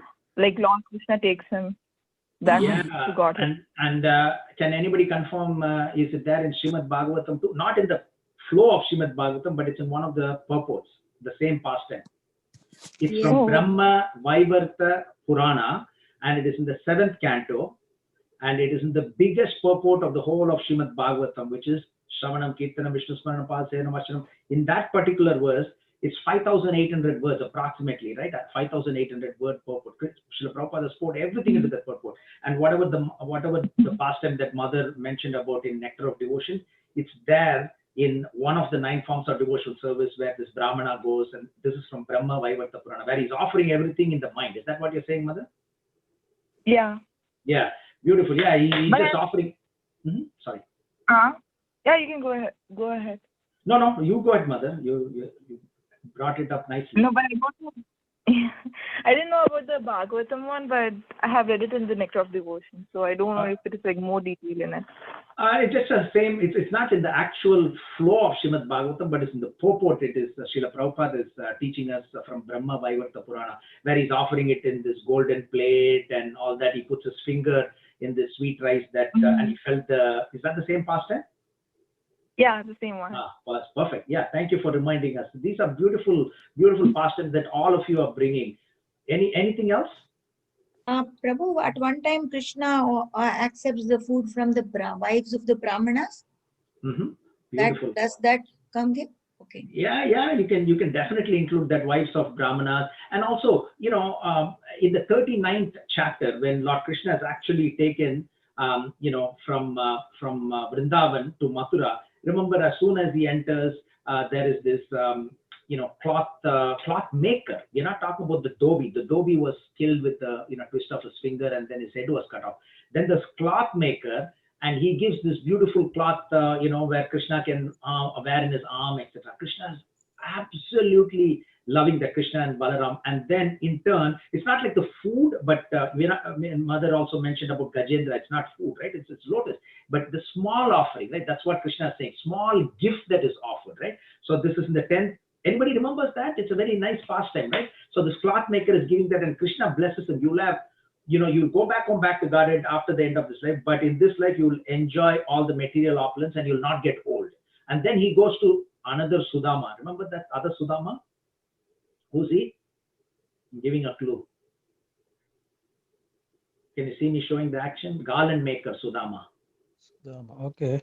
There's in the 39th chapter, you hear about garland maker, Sudama. Yeah, garland maker, yeah. And he makes this beautiful garland, right? It's such a small, tiny room he's got, and he makes this even before Krishna can ask him. Krishna wants this most fragrant garland, and he makes it. And again, he blesses him. Yeah, Allah, end of the life, go back home, back to Godhead. You'll never become old. Enjoy everything, right? So he gives a lot of material benedictions to many devotees in Srimad Bhagavatam. Who's the other devotee who got material benediction in the 4th canto? His name starts with D.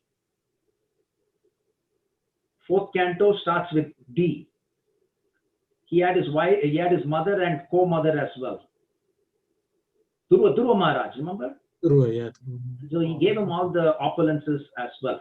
So anyway, thank you for sharing that. This takes us, we are absorbed in all these beautiful, beautiful pastimes. So I put some here. Vidura's wife offering banana peel. I think Mother, who was that? Leela Priya, Mother, I think you mentioned this one, right? Mother Leela Priya? No, somebody else mentioned that. I was saying. You said the second part of it. Yeah. Yeah. So you said the second part. And then fruit seller, I think Mother Srimati mentioned. Sudama, the garland maker. Suklambar Brahmacari. This is a very similar past. Suklambar Brahmacari is there, but more of Suklambar Brahmacari, you can read it in Chaitanya Bhagavat. You may not remember that name very quickly because it's not elaborated in Chaitanya Charitamrita, but it's beautifully described in Chaitanya Bhagavat, right, by Vrindavan Das Thakur.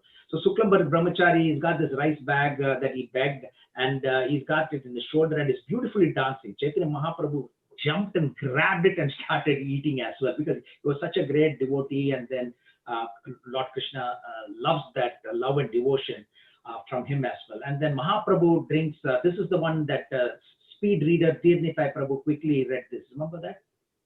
Speed reader Deepnitai Prabhu quickly read this penultimate one. So yeah, Chaitanya Mahaprabhu drinks from Kolavecha Sridhar's damaged water pot. Again, this is from Chaitanya Bhagavat, right? So we all know in Chaitanya Charitamrita how this Chaitanya Mahaprabhu was, negotiating the price of the banana leaf. Remember that pastime when he was young? All of you are muted, I guess. These are all very famous pastimes. But anyway, so, but the famous pastime in this context is Kolavecha Sridhar has got this all-in-one water pot. Okay? It's a damaged iron pot that he used for drinking, washing clothes, everything. Chaitanya Mahaprabhu was drinking it like a nectar. He said, I've never tasted water so tasty, right? Yes. Because of the love and devotion of this Kolavecha Sridhar. And of course, I think one of the devotees mentioned about Shabari as well, tasting the food. He haven't give importance to the outward actual thing, yeah. thing, right? What is actually given is not as important as how it is given, right? Yeah. So love and sincerity. How it is given, right? That is more important. So that satisfies the other person, right? And also and in Ram Leela, that Sabari was waiting for Ram to become there, but his fast, all the gurus passed away and all the disciples also passed away. Then Ram came so late, yes. Then she was receiving him, and she was waiting for him and liberated. Yes, Sabari.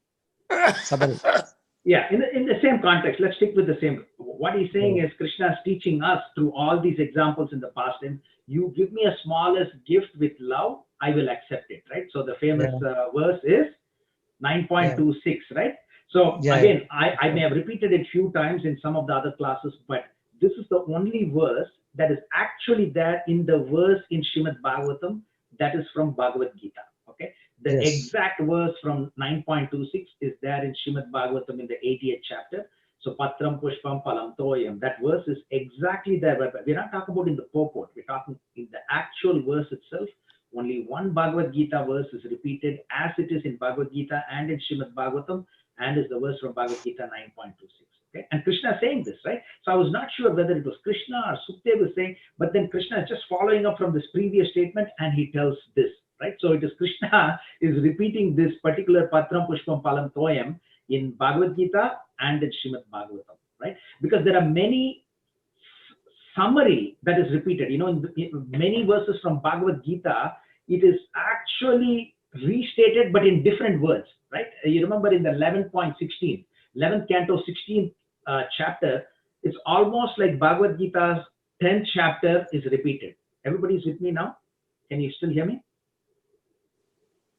Yes, Prabhu, we can hear you. Yes, Prabhu. Yeah, so Bhagavad Gita 7th, 10th and 15th chapter where Krishna is saying, I am river Ganga, I am Yamaraj, I am Indra, whatever he's saying in the 7th, 9th, 10th and 15th chapter, many of them are repeated in 11th canto, 16th chapter. Krishna is saying, but in different words, okay? It's almost the same meaning, but in different words, right? But this is exactly verbatim, 9.26 is there in the 10th canto, 81st chapter. So not 81st chapter. Okay, so it's important. And as we read, we need to know all these things. Okay, so Sudama still is embarrassed, even though Krishna is nudging him. Even the smallest one with love, I'll accept it. He's telling, okay, give me what you have. I know what you have. But Sudama is thinking that, oh, I'm feeling shy. I'm embarrassed to give. So still he was holding on to it. He doesn't want to give it because he's so embarrassed. Because what is this flat rice to the husband of the goddess of fortune? So he simply put his head down in shame, right? What does Lord Krishna do? He forcibly snatches this cloth bag that had this flat rice. Similar to the pastime that we read in two slides ago. What was the pastime? Chaitanya Mahaprabhu grabbed from? Yeah, Kulavada Sridhar. No, Prabhu. See, I didn't flash that again and you forgot.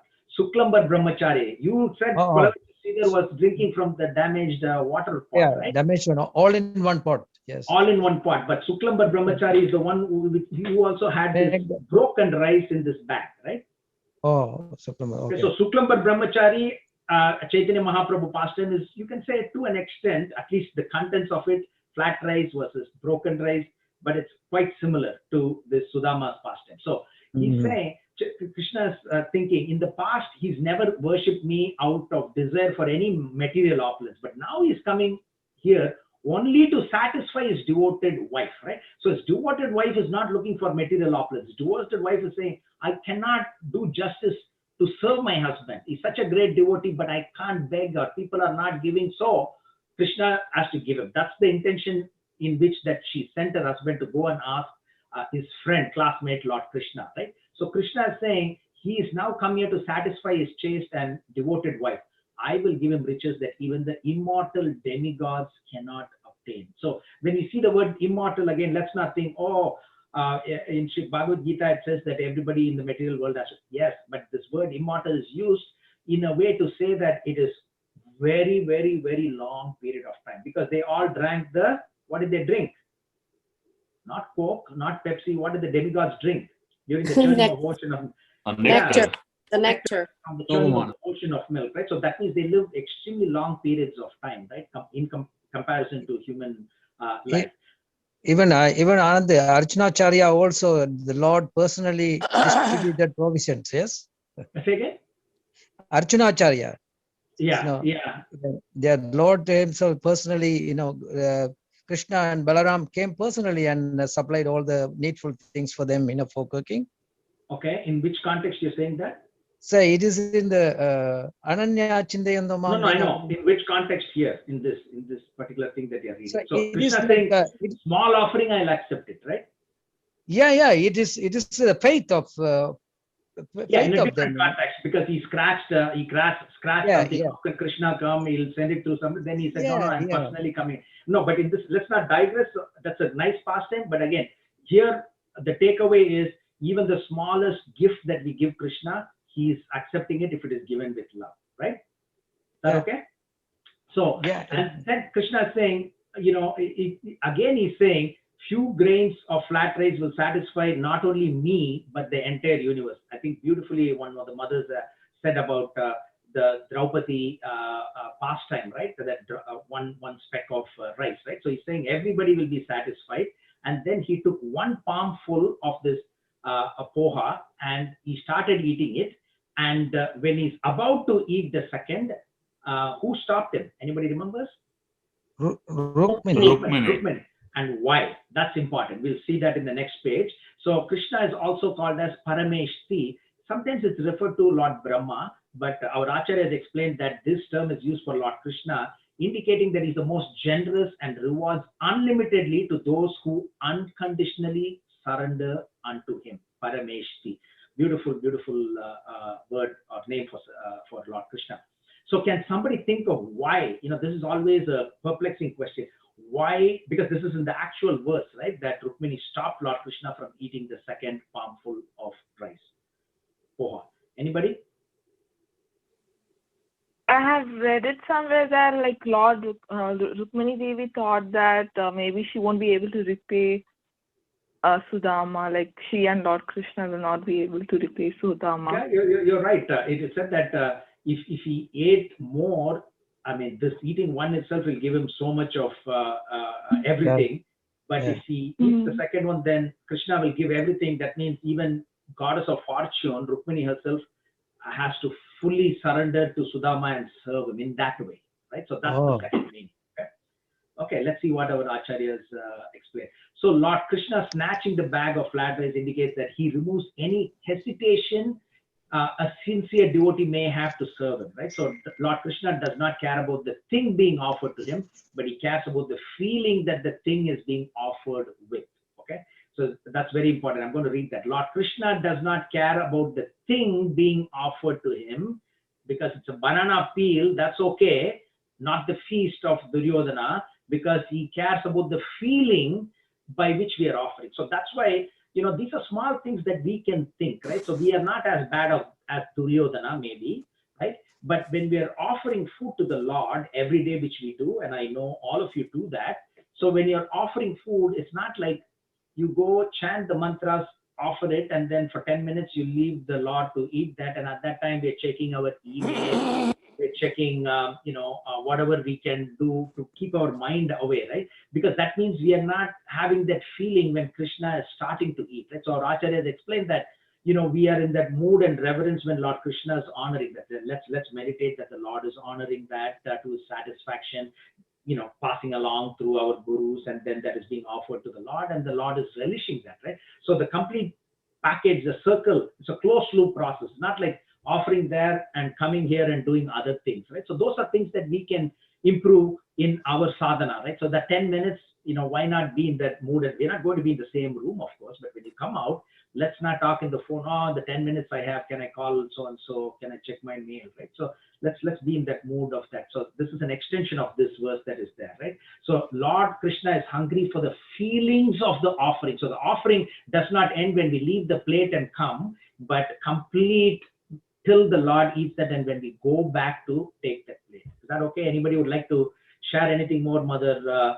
Our wonderful Pujari, Srimati, Padmakshi, Mother, anything to add to this where we can improve our offering to the Lord? Do you think that we can do that? Prabhu, I have a question. I have a question before I move on to this, or I don't know if it's a thought of mine. You know how you were saying like Mother Rukmini stopped Krishna from having the second handful of aval, like the poha? Yeah. I was just reminded of how Mother Parvati stopped Lord Shiva from drinking the poison which came up from the Samudra Manthanam, right? No. Does that correlate? No. Mother Parvati stopped. So the question when Vishnu's Lord Krishna says, Vishnu in that case said, no, you have to go and approach, to take care of this halala poison. You have to go to Lord Shiva, and then everybody goes, demigods, everybody goes to Lord Shiva. They go to Lord Shiva, and what does Lord Shiva do? He turns to Parvati and, can I drink this, right? So like a faithful husband, he asks the wife, like Sandipani Muni. Yeah. He asked his wife, can I drink it? And then eternally is called as Nilakanta after that, right? So Parvati did not say don't do it. Same thing when Krishna says after learning 64 arts and 64 days, he goes to Sandipani. Yeah. No, she didn't say don't do it, Prabhu. Something like probably I heard it in my childhood, I don't know, or if I don't know if it's a folklore, like he started absorbing all the poison, and then she stopped the poison from going into his body, and she stopped it at his throat, and that's why he was called Nilkant. Is that a folklore or something?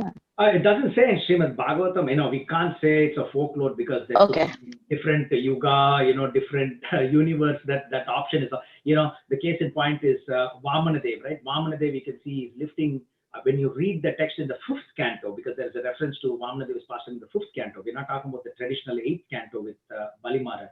He's lifting his left leg to pierce the universe, right? But when you see the pictures, it's the right leg that is lifted. Vamanadev's, you remember the Vamanadev's right leg is always lifted, right?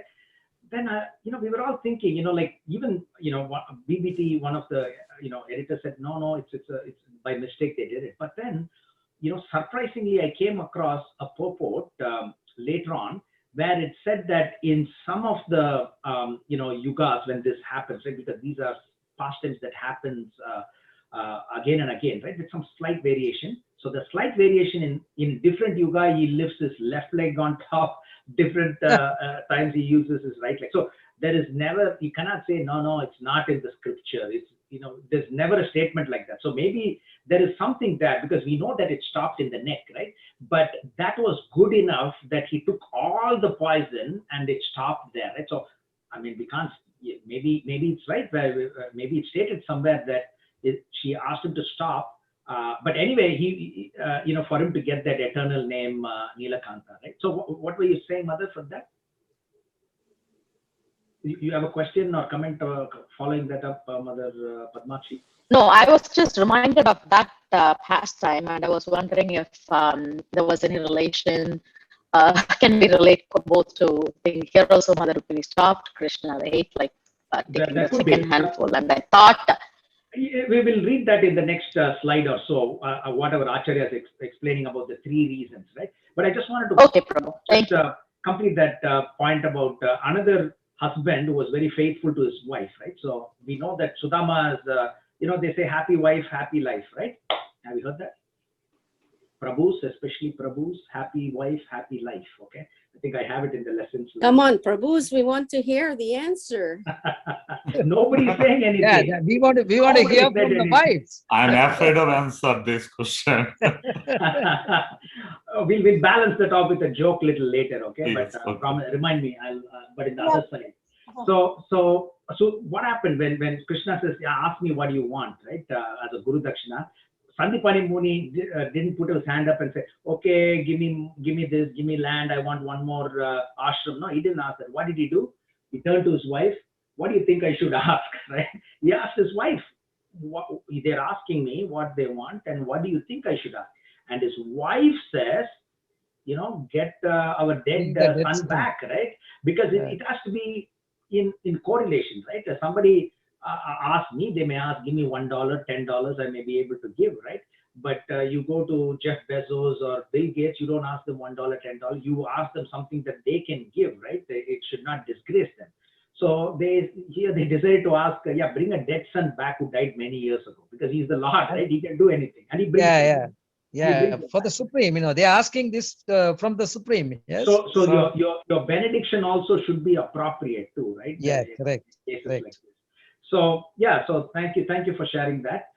So here, this is also very important, right? So our acharyas in this 10:81:18, I just took a little bit more examples than I added, right? There are two kinds of detached devotees.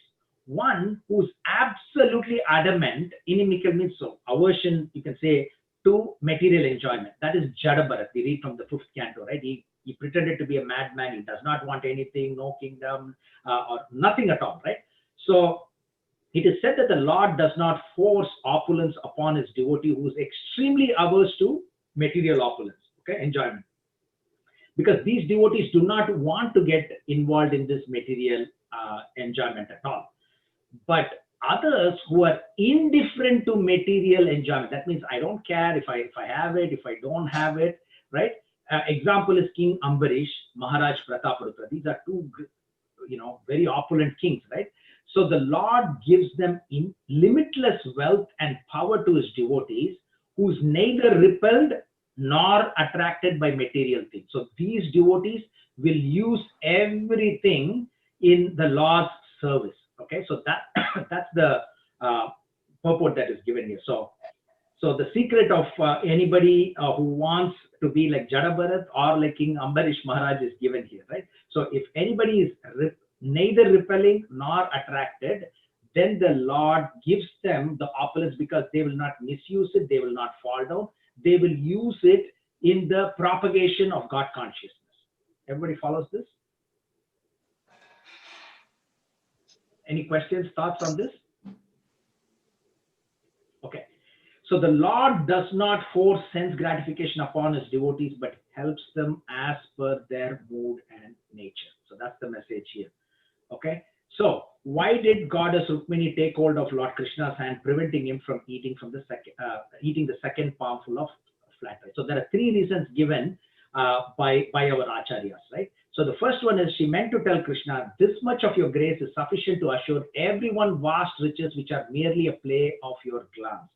But please do not force me to surrender to this Brahmana, as it will happen if you eat one more handful. So that's actually the first point, right?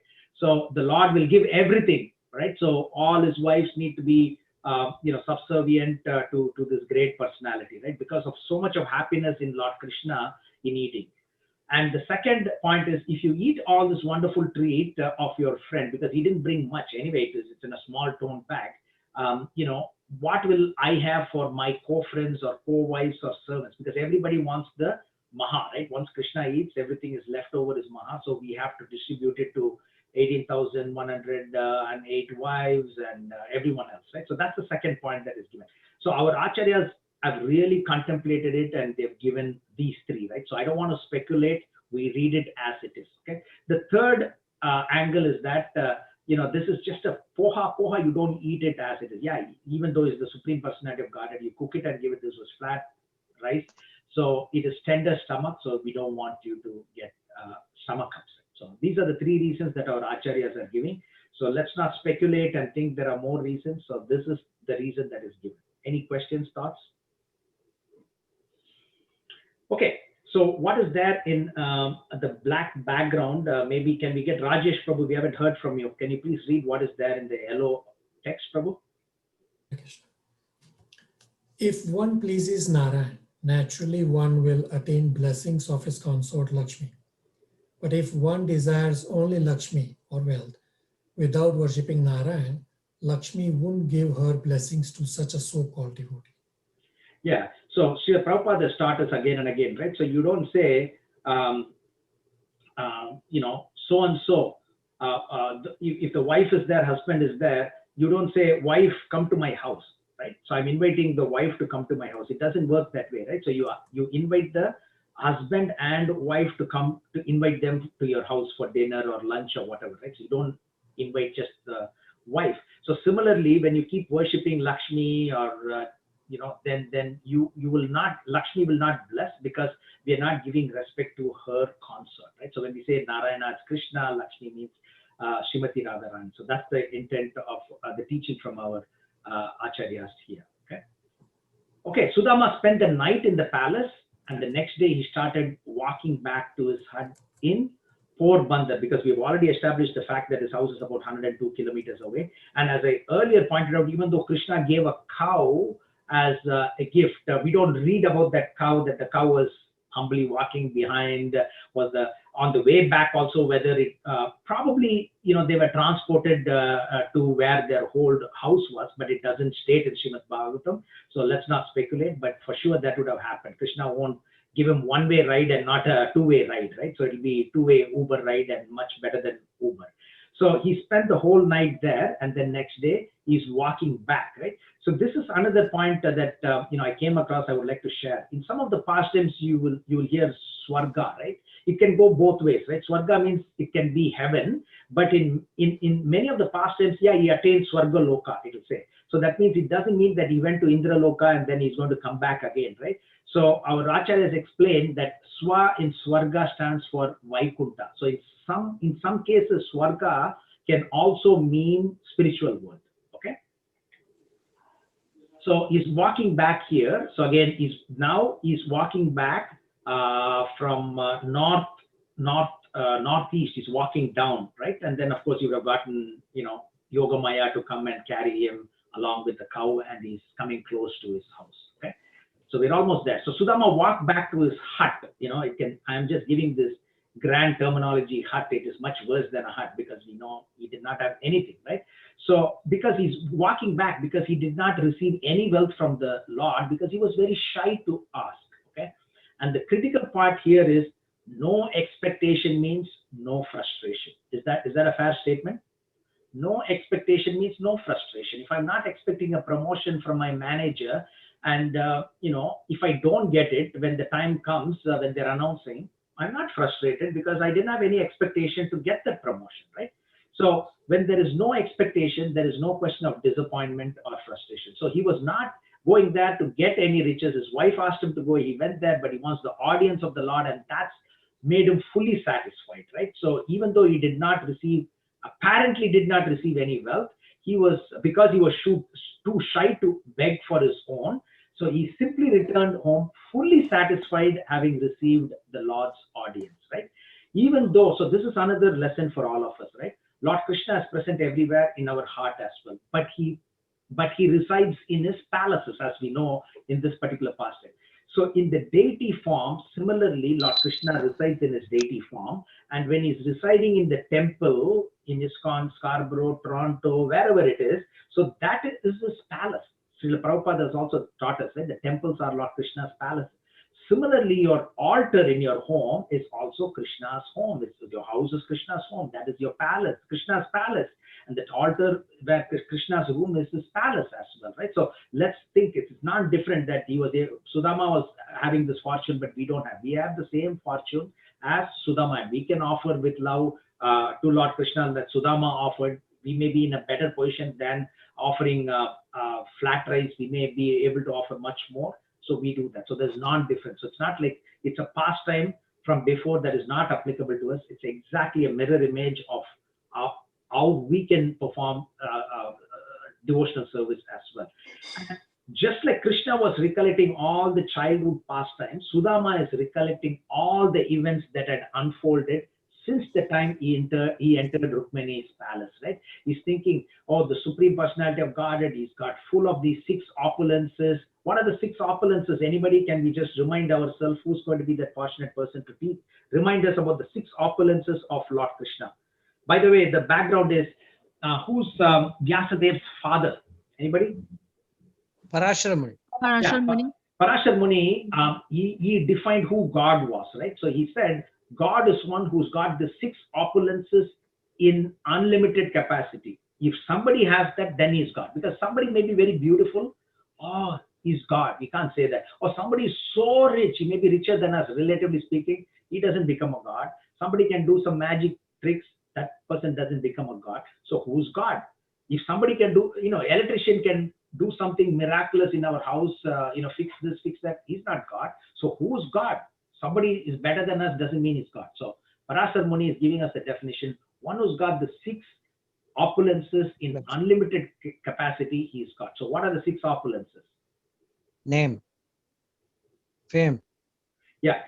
Wealth, strength, fame, beauty, knowledge, and renunciation. Okay, that's what Parashar Muni is teaching us, right? 6 opulences that Krishna alone possesses in unlimited quantity is wealth, strength, fame, beauty, knowledge, and renunciation, right? So beauty, yeah, many people may have, but for short period of time, right? Miss World, Miss Universe, Mr. Universe, whatever it is. Yeah, Miss World, Miss Universe from 1910, now you don't want to see wrinkles, old age, almost death, etc. Right? Krishna is always ever fresh. So anyway, let's not get into it too much. We know it's a fact of the matter. All of you know, all of you are great devotees. So 6 opulences in full. That's what he's praying. Sudama is praying. He's the Supreme Personality of Godhead, full in 6 opulences. In spite of that, I am a beggar. He embraced me with his 2 arms and he treated me so wonderfully well, making me sit in his own bed, and his wife Rukmini, the goddess of fortune, is fanning me, and then he worshipped me, right? He worshipped me. So all this he's recollecting as he's walking back. Okay. So one more Sanskrit verse. Anybody, Om Brahma Prabhu or anyone else would like to read this quickly? Very important verse. I think Amal Thakur Prabhu, I think you asked me too, whenever we go through this, if we can extract some fabulous pastimes which are very generic in nature, then we can memorize those verses. Is that you, Amal Thakur Prabhu? Yes, Prabhu. This one is good one. Yeah, these are very general ones where we can extract these and then we can, make a poster and memorize these verses. So would Om Varma Prabhu or anyone else like to read this verse? Can I read, Prabhu? Please go ahead. Swargapavargayo pumsam rasayam bhuvi sampadam sarvasam sarvasam api siddhinam moolam tat charanarchanam. Go ahead. Oh, devotional service to his lotus feet is the root cause of all the perfections a person can find in heaven, in liberation, in the subterranean regions, and on earth. Beautiful. Thank you. Sincerely worshipping. Oh, sorry. Go ahead. No, go ahead, please. Sincerely worshipping Lord Krishna rewards all benedictions in life. One may not immediately see the outcome of their service, but if they continually execute devotional service sincerely, they will surely be rewarded because Lord Krishna is an honest master. Honest master. If you work for somebody, I work for 40 hours. No, I think you work for 28 hours. No, he's an honest master. That's what our acharyas explained, right? So devotional service to his lotus feet, devotional service, whatever we do, we are chanting, we are reading verses, we are cleaning the temple, altar, nowadays not temple, but maybe altar, you're dressing the deities. All these are practical devotional service, and you're also doing devotional service in your mind. You're chanting, you're remembering the past tense, you're meditating, etc. So when you perform devotional service to the Lord, that is the root cause of all perfection. If somebody is really doing well in many aspects, it's because their devotional service is good, and this is the basis for anybody who's in heaven, who's in the lower planetary system, on earth, does not matter. One who's with liberation, one who's in this liberated frame of mind as well on this earth. For everybody, devotional service is the most important part. So this is a very important sloka that is there. Again, a hidden gem, which is in this 81st chapter, 19th verse. So this is something that you can make a note of it. And we can... Hare Krishna, Prabhu. Yes, Prabhu. You see, the most important lines are these third and fourth. Sarva samapi siddhinam. Siddhi, you understand? Siddhi. So you see, the main source of siddhi is Moolam Tat Charan Archanam. We have to bow to the feet of Lord Krishna and adore them. That is the main. So siddhi, you know what people generally call siddhi. You have got something just like an opulence, just like a perfection, some worldly perfection. No, there are limited things. The source of all that, you see, the moolam is the source of all that is Tatchan Archanam. We have to bow to the feet of Lord Krishna and worship him and please him. That is the greatest siddhi. Beautiful. Thank you for sharing that, Prabhu. And this is a very often quoted verse 2, 3, 10. Akama sarva kamova moksha kama udardi tivrena bhakti yogena yajita purusham param. Right? A person who has broader intelligence, whether he be full of material desire, number one. Number two, without any material desire. 3, desiring liberation, by all means worship the supreme whole, the personality of Godhead. Right? So it's like you go to Walmart, and I'm just giving a worldly example, right? You go to Walmart, you can get a TV, you can get vegetables, you can get a glue, you can get a cartridge for your printer, you can get a pen drive for your computer, you can get shoes, everything, right? So, you know, in spiritual perspective, why go to this person, that person, etc.? So you one-stop shopping, Lord Krishna is there. So as I said, if you have any material desire, clear, slam dunk, let's not construe it in any other way. And of course, once you are deep into devotional service, of course, everything is temporary. You know it can cause us material bondage. But if Krishna is giving, then there is no bondage, right? So he's giving this material opulence to Sudama. He's giving this material opulence to Prataparutra, Ambarish Maharaj, right? And so many other, we talked about the cloth maker. We talked about Sudama, the garland maker. He gave it to Durva Maharaj, right? It's all opulence that he's giving. So here it is said, whether you are full of material desire, whether you have no material desire or you want liberation, for anything and everything, just go to one source, that is Krishna. Okay, so if you have not memorized this verse, this is a very good verse to memorize as well. It's often quoted from Srimad Bhagavatam. Okay, Sudama finally approached the place where his old home was, but he was absolutely stunned by this total transformation. Right? So the unbelievably pleasant surprise is just not a good word for me to use. I don't know. What else can we say this, right? Like absolute transformation, right? So what he's seeing is celestial palaces, towering buildings, and he's got all this beautiful ponds suddenly manifested in one day time, right? So Krishna is able to do this. Remember the city of Dwaraka? Anybody remembers in the 50th or 51st chapter in the Muchukunda pastime, right? Round about that pastime. That's when he created Dwaraka overnight and he transported the residents of Mathura to Dwaraka. Does that ring a bell? Nitai Prabhu, Muchukunda, remember? Yeah. Yes. Yeah, so that Dwaraka was also instantly built, right? So to transport the citizens, because Kalyavana was coming with 30 million barbaric soldiers, right? And there can be attack from many different angles. So that was instant. So here in 24 hours, he went there to meet Krishna, gave this palm full of rice, and that too snatched by Krishna. And then he slept there overnight. Next day he's coming back and everything is changed, right? How can that be? Instantly built. Instantaneously, right? Birds came up, for all these colorful birds showed up from somewhere, ponds were created, and beautifully dressed men, women were looking like goddess of fortune. And what is this? Where am I here? Did I come to the wrong place? He's wondering. How did it all happen, right? And then as he's thinking, you know, like everybody is coming forward and then they're singing some beautiful songs and wonderful music is being played, and then when the wife comes, right? So she quickly comes out, and she resembled goddess of fortune, right? That goddess of fortune emerging from her own abode. Beautiful. She's turned young. She looks most stunningly beautiful, like the goddess of fortune, it is said, right?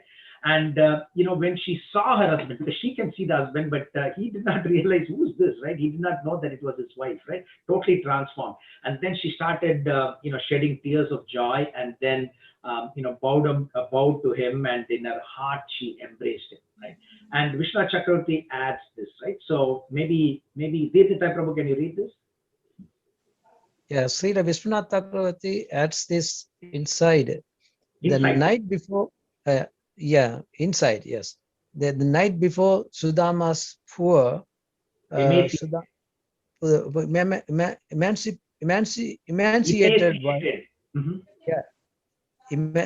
Emaciated, yes. Slim, poor wife, Wife had been sleeping in rags under a crumbling roof, but when she woke in the morning, she found herself and her house wonderfully changed. Only for a moment was she confused. She then realized that this opulence was the Lord's gift to her husband, who must be on his way home. Thus she prepared to greet him. Yes. Yeah, so everything is like this. Even for his wife, she's just sleeping, and in the morning, just wake up. Just imagine when you're sleeping, and when you wake up next day, you are in Hawaii or somewhere else, right? Yeah. Because the opulence all came to that atmosphere, all the birds are there, with the natural beauty. Everything changed. Yeah, they change. Herself, body, and looks, and everything, surrounding, internal, external, everything changed. Right? Very nice, very nice. Krishna, everything like this. Remember, Ramanujacharya instantly moved from Jagannath Puri to Kurukshetra. Yeah. And Lord and the concert came, as all people, and they brought him there, that his place. Yes, back. Yeah, and instantly, in a way, right after the prayers of Gajendra, instantly Lord Vishnu came on Garuda to instant, right? Everything is quick. Anyway, yes. Sudama's hut was totally transformed like the place of Indra. So remember this, Mahendra is the other name for? Mahendra means anybody? Lord Mahendra means who's that? Lord Mahendra. Come on, Lord Mahendra is Indra. Indra's another name is Mahendra. Anyway, that will be one of the quiz questions, okay? So, Indra. Yeah, Indra, yeah. So, yes, Mahendra. Yeah, Mahindra Jeep, right? In India, it's famous, right? But yes. Mahendra is Indra's name. So then, with pleasure, he took his wife with him and entered the house, right? When there were hundreds of gem-studded pillars, all these pillars. I wish I have a video that I can show you. I was thinking of trying to get something from the best of best palaces and things like that, but nothing compares to what we are reading in Srimad Bhagavatam, right? It would be a poor description of that. That's why I didn't put the video. This is like stunning. Hundreds of gem-studded pillars, right? And explains, so this is one important thing, right? So another question, some background noise. So here Vishnu Chakravarti explains, if you're wondering, what is this? Krishna made his wife look young and gorgeous and all these beautiful houses and everything. But how come he didn't change the looks of Sudama, right? Our Vishwanath Chakravarti Thakur, when I was reading this, I realized that why that could have been. And then Vishwanath Chakravarti Thakur explains, right? Up to that point, Supreme Lord has kept the Brahmana in this same condition. Why? Because the wife can recognize him. Isn't that a beautiful point? Just imagine if he became so young, like a 20-year-old guy, she will say, who are you? Get out from here, right? She will not know that it's her husband. Everybody follows? Yes, Prabhu. One of them should know each other. The wife was young, but she recognized the husband. But then if the husband was also totally changed, then both of them will not know each other. So that's what our Vishnu Thakur is, Vishnu Chakravarti Thakur. Surprising enough, Prabhu, I just put that question in my notes just now to ask you. Our Acharyas, Vishnu Chakravarti Thakur is like unbelievable, right? If you read his purport, whatever you're thinking, you'll have a question and he will answer that. Jiva Goswami too, right? So that's why, if it's possible, yeah, it's like he read my mind just now. Yeah. So beyond especially 10.13, right? If you're able to grab some of these Acharyas pastimes, you just put a question and you'll get an answer too. When you keep reading it also, you'll get that. So Thank you for that potential question which was answered, right? So he's thinking, who's this demigods? Yeah. So Prabhu, these Vishwanath, Prabhu, Sorry? Prabhu, these Vishwanath Chakravarti Thakur's comments are all there in the Bhagavatam, right? It's part of the purport, right? Some of the purport is there, but then he's got his own purports. Okay. You can get that from. So where can I find those? Yeah, you can get it. The hard copy books are available, so I can send you the description if you're interested. Okay. Can you hear me? Okay, Prabhu. Thank you, Prabhu. Okay. Okay. So here. No, I can send you in there. You said something on the trade. Oh, sorry. I'll send you the link. I'll send you the link to the book. You're breaking up, but we'll Thank you, Prabhu. Can you email it, please? Yeah, I will. I'm just looking around to see. I should have the book here or downstairs, but I'll send you the link. Okay. All right. Thank you, Prabhu. Yeah, no problem. So as Sudama is coming, he's thinking, who's this demigod's wife who has approached such a fallen soul? Because he didn't realize that was his wife, right? So that's why at least one of them should recognize each other. That's why the wife was made young, but Sudama was left as it is until that point in time, okay? Then at that very moment, Sudama's body became young and beautiful because they knew each other, and then it became young and beautiful. So hopefully that sort of closes the loop to the potential question that you had. And he also suddenly had beautiful jewelry and clothing, etc. So, and it goes on to explain about the interior of Sudama's beautiful new home, right? It talks about, the beds were as soft as white as the foam of a milk, bed sheets, right? Made of ivory, the headboards, and you can say it's made of ivory and gold, and unbelievable description of what was inside the house. We talked about what was outside. It was already described outside with ponds and birds and everything else, opulent buildings and palaces, towering buildings. But now inside you have sparkling crystal glasses, precious emeralds and jeweled lamps and everything else, right? So it's unbelievable outside and inside, right? So these are all unexpected prosperity, right? Sudama also comes to the same conclusion, correct conclusion, which his wife had concluded earlier, that their opulence is but a mercy of the Supreme Personality of Godhead. So this is cultivating gratitude, right? So from our standpoint, we are alive. We are all sitting in front of the computer in our homes. 22 of us are here as of today. We are alive, and so many millions of people have died, even recently because of COVID, right? We have to always have that, not that I don't have this, but he's got that. What you have, you're unique, right? You're the unique personality, and what you have that nobody's got. The devotional service that you do, we have read this again and again. Krishna wants your devotional service, not that to be delegated. We know the pastimes of Tota Gopinath. Remember Tota Gopinath? When Chaitanya Mahaprabhu, we read earlier the picture, Chaitanya Mahaprabhu every day is listening to Srimad Bhagavatam 3 hours in Jagannath Puri. Where in Jagannath Puri? In the Tota, in the forest, right? In the garden. That's where he's hearing, and then he's digging the earth, and then finally he finds the actual deity of Gopinath. Beautiful, almost 5 feet, right? For those of you who've been to Tota Gopinath temple, it's about, say, a few kilometers from Jagannath Puri. He brings that, and then he established the Tota Gopinath temple, and then later on, Gadadhar Pandit was worshipping, became very old. He can't even reach to put the garland, and then he delegated it to one of his, other disciples. And then Krishna came in the dream that night and said, "Why are you not garlanding me? Why did you ask him to do it?" "Well, I can't reach." Then he said, "If that's your problem, I'll sit down." And it is said that from that time onwards, Tota Gopinath is sitting. That's the only deity of Lord Krishna who's sitting down, right? And it is said that in the knee of Tota Gopinath, Chaitanya Mahaprabhu ended his earthly pastimes. There are two different scenarios. One, it said he went into the beach, and then the other one is it said that he went into the knee. That is more recognized in our Sampradaya, where it is said that he entered into the knee of Tota Gopinath. But anyway, so the message here is, we are all unique. Krishna likes your unique service, right? So we are all individuals. So we all have to have this gratitude. We need to cultivate this attitude of gratitude, right? So we need to be thankful. We are alive.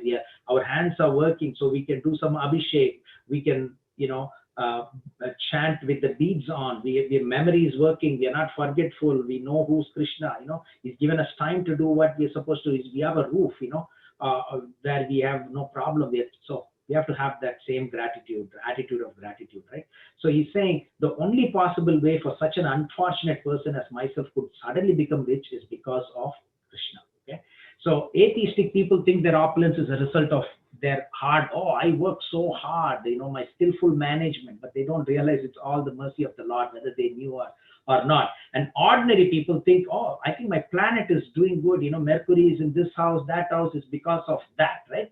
And then pious people think that is because of what they did in the previous life, right? But devotees and spiritualists think that everything is because of the mercy of the Supreme Personality of Godhead. Okay, you're able to live, be alive, breathe, etc. is because of the Supreme Personality of Godhead.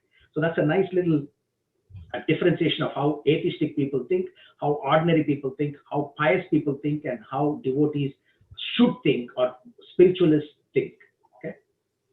So Sudama compares Lord Krishna's benediction to the merciful rain cloud. So we're almost there. So this is very important. So rain cloud, he did not show how Krishna is teaching us how to give charity. Okay, so he did not make a big scene. You watch and see. I'm so happy with what you get, but it's going to be a pleasant surprise for you when you go home. He didn't say that. He quietly said, "Thank you for coming," and then he left. Right. So it's like the rain cloud. So our Acharya has explained the rain cloud. Always, what does it do? Most of the time, the rain pours, especially it is said in the farmland. There's a lot of rain in the night. So the farmers do so much to worship, the Lord, and then, the rain god, you can say Indra, when he's pouring the rain, he's feeling so embarrassed. They've done so much to me. Of course, everything comes from Krishna. They've done so much to me. I'm so embarrassed. I can't do much, but I'm just giving little water. Let me be embarrassed and let me pour the rain when they're not seeing, when they are sleeping. In the morning, when they say, wow, thank you, so much rain is there. So Krishna is done like that.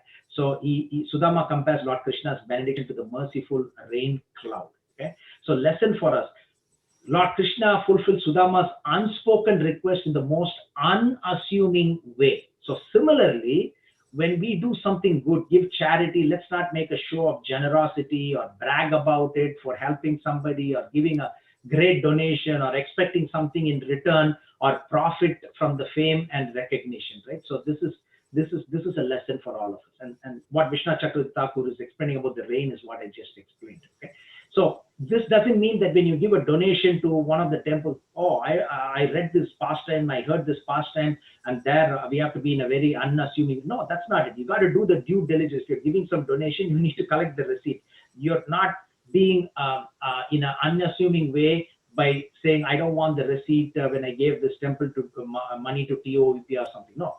That is part of the process, right? But the message is it can be, applicable in different ways to each one of us. So let's not make a show of generosity or brag about what we did. And this is Krishna setting the stage up and teaching us how to give, to be generous. Okay. So wonderful prayer by Sudama. I'm going to quickly read this. The Lord is the supremely compassionate reservoir of all transcendental qualities.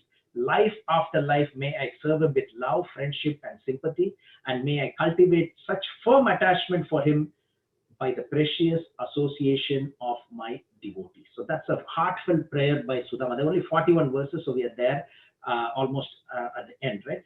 So, and he's also thinking the Lord will not grant opulences to a spiritually blind person as it causes his downfall, right? So we saw already the differentiation, who he gives. He does not give it to Jadabharat because he does not want it, but he gives to Ambarish Maharaj and Prataparutra because they are using it for the better purpose, right? So he's thinking in that way. In spite of this, all the riches that he got, he remained detached from the material things after receiving immense opulence by the mercy of the Lord. Again, this is a lesson for all of us, right? So some of you may be financially well-to-do or having better things than others. Let's always be grateful that we have got what we have is because of the mercy of the Lord. And just like that, like this, anything can be taken away from us. Okay, so anything can go away from us at any time. So, and we have the talent, for example, we have a talent for something. Let us understand the Lord is so merciful. He's given me this position to do what I'm doing or what you're doing, because anyone else, if they were in my position or in your position, they would have done 100 times better than me. So the Lord is so merciful. So always we have to remain detached from material things, even though it might be intelligence, it could be money, it could be anything else. It's by the mercy of the Lord. That's the lesson that we learn. And his wife was a chaste lady and a devotee, so therefore Sudama had no difficulty in maintaining the high spiritual standard properly, right? So when the wife and the husband are sincere devotees, then going back home, back to Godhead is easier. So that's a general statement, right? The glorious position of the Brahmanas is explained by the Lord, and the last point is very important, okay? So Prabhu, you can allow Mother coming in as well. Okay? Sudama's subtle pride of being a renounced Brahmana was destroyed, and he finally went back home, back to Godhead. So eventually he went back home, back to Godhead after having all the opulences, just like Dhruva Maharaj went back to Dhruva Loka, just like this cloth maker and Sudama the garland maker and everybody. So finally he went back home, back to Godhead as well. So that was the subtle pride. So the subtle pride was he was thinking that he was too renounced, he's not dependent on anything, he does not need anything. And that was a negative factor that Krishna wanted to clean him up with. And that's when this whole pastime came. Suddenly his wife remembered of Krishna, and then he asked his husband to go meet Krishna, etc. So Krishna orchestrated the whole thing so that the husband can be purified, or Sudama can be purified. So that's the lesson that we learned from our acharyas as well. Prabhu, can you please go to the previous slide, Prabhu? One more slide before, Prabhu, please. Yes, 1 minute, Prabhu. Yeah, so this is a fascinating verse as well. So make a note of it, 10:81:36, right? Okay. Yes, Prabhu, thank you. Okay, so we are there. So this is the benediction that I think Mother Sukirani read this, right? Or Mother Srimati, yeah. So anyone who hears this account, so congratulations to all of you. You will develop love for Lord and become freed from bondage of material work, right? So again, how it all works is, yeah, thank you, and then we don't walk away. Really understand what it means that we get purified and what we are going to do from tomorrow. What is that we can personally change ourselves from tomorrow? So that will come from the lessons learned, right? So just quickly going through the sequence of events. So he was very peaceful. Sudama was very peaceful. He was very knowledgeable, but he was very poor. His wife also suffered with him. And then finally, she requests him, go meet your friend, classmate, Lord Krishna. He's the husband of Goddess of Fortune. Okay, so finally, Sudama agrees to go meet the husband of Goddess of Fortune. And he says, what do you have for me to take and go? So please fasten your seatbelts and stay, because this is very important. We're going to hit the nail on the head as we go through the lessons to be learned at the quiz. Another 15 minutes and we'll wrap this. So it's an extended program today. It's a nice, beautiful day. So give your, pay a little bit more attention. Is that okay? Yes, Prabhu, that's okay. Absolutely, Prabhu. Okay, so Sudama agrees to his wife's request, and he decides to go and visit Lord Krishna. But he says, okay, what do you have? Because it's my greatest achievement if I go and meet Krishna. But I need to go. I can't go empty-handed. What can I take with me? Then she begs 4 handfuls of poha or avil or flat rice, ties it in a torn piece of cloth, and he walks there. And we saw that unknown source where it said that Yogamaya transported him right away. But he went there, and as Krishna was walking, he supposedly supposed to walk 21 hours, right?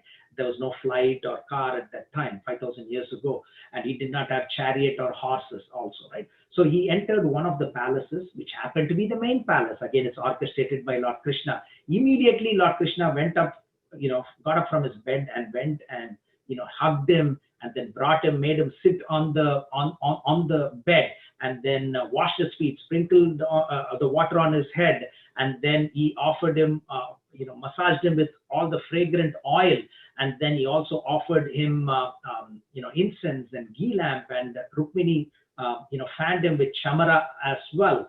And then everybody was so astonished. Who's this person? How come Lord Krishna and Rukmini are giving so much of respect to this particular person, right? And then Krishna recollected all the past which they had wonderfully spent their time on in Sudama's with Sudama and Krishna, and Lord Balaram was there at that time, of course, in Sandipani Muni's ashram, and that Mother Gita read the beautiful pastime, how they got lost when they went to get the wood for yajna as well. And Lord Krishna glorifies the spiritual master, and Sudama glorifies Lord Krishna as well. And then finally Krishna asks, okay, by the way, you came here, what is the gift that you have? Any small gift that you have, I consider it to be the greatest of gifts, because if it is given with love, and you always give it with love. Still he was embarrassed, he didn't take it out. And then Krishna forcibly snatches, like Chaitanya Mahaprabhu forcibly snatched it from anybody? Brahmacari. Yes, very good. Suklambar Brahmachari's bag, right? And then Krishna forcibly snatches, he ate one palmful, and second one was stopped. We saw the three reasons given by our acharyas, which is that. And then Sudama spent the night, and finally he walked back to his palace, and he was totally stunned. He was walking back. At that time, there was no frustration because there was no expectation. He didn't expect anything. So he was peacefully walking back, having achieved the greatest gift of his life in seeing Lord Krishna again after many years. And then Sudama was recollecting everything, and then he was totally surprised suddenly what has happened by this total transformation, right? And his house has become, you can't say the word house because it's like much more than many, many palaces together. Externally, internally, everything was changed, and it looked out of this world. And husband and wife came to the same correct conclusion, that it was all by the mercy of the Supreme Personality of Godhead. Even though they were so opulently rich, they were totally detached from the material things that they were surrounded with. And then finally they went back home, back to Godhead. And then the benediction is, when we hear this pastime, we become freed from the bondage of material world. So this is what I'm waiting for, and I know all of you are waiting for. We would like to hear what comes to the top of your mind about what you can learn, because pastimes are great, it gives us pleasure. But what is that you can take, 1 or 2 points that you can take and really absorb yourself on that and transform yourself? Anybody from anything that you get from this pastime? That's the value of what we are doing in the Srimad Bhagavatam Katha. Just being a devotee, a pure devotee of Lord Krishna, will help you all the way through, Prabhu. Okay, so if you can just add 1 or 2 more points to it, just for us to understand. Yeah. Because Sudama was a great devotee of Krishna, and he didn't go to see Krishna just to ask for something. Because of his wife had asked him to go ask for it, he just went to please his wife, and he didn't ask. So I think what you're saying is, we do our devotional service, and Krishna will take care of it. Whatever we need, Krishna will take care of our needs. We just do. Okay, fantastic point. Anyone else? Prabhu, I learned from the incident where Mother Rukmini was fanning Sudama.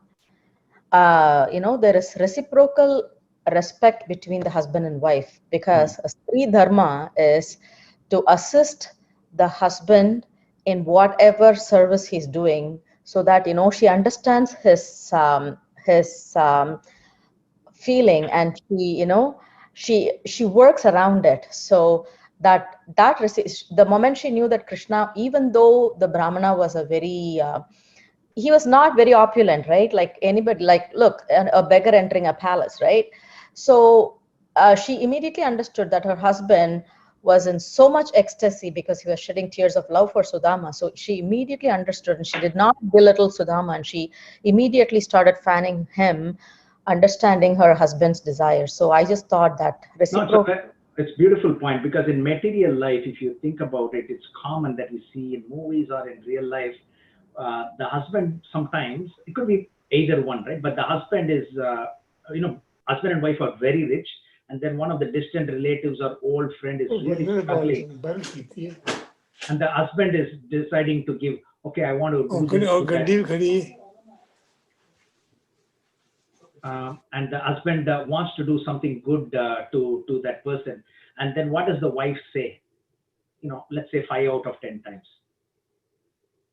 why you have to bother with it? Why, he's, so many years ago only you know him. Why you want? Is that not normal that we hear in movies and real life as well? It could be husband or wife, right? So I think your message is when the husband and wife is in unison, right, in all the good things, then that's what you're saying. The wife's role is to assist the husband and to be in synchronization with the husband as well, right? Yes, Prabhu, yes.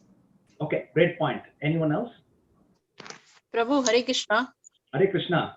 Prabhu, I like the part where Krishna is washing the feet of Sudama. It's like heart touching. Like Krishna is the supreme personality of Godhead, being so, and he's doing like this service, Prabhu, to his friend. Yeah, so thank you. That is Bhaktika, right? Thank you for bringing that Yes, point. Prabhu. Wonderful Thank you, point. Prabhu. Yeah, Bhaktika Hari Bol. Yeah, Hare so- Krishna, Prabhu. Hare Krishna. So The main point is that, hello, Hare Krishna. Yeah. Hare Krishna, Prabhu. No, The Prabhu, main Prabhu, point yes, is that Lord Krishna gave great respect to his, friend, though he was largely impoverished. So such a person, but he has great faith in Krishna, and he had been always remembering him and worshipping him. So the Krishna pays great respect, to his devotees, and he Okay. was a friend also. So Now, it's actually, spiritually speaking, we should say that in the temple, just as we come now, we're not going because of COVID.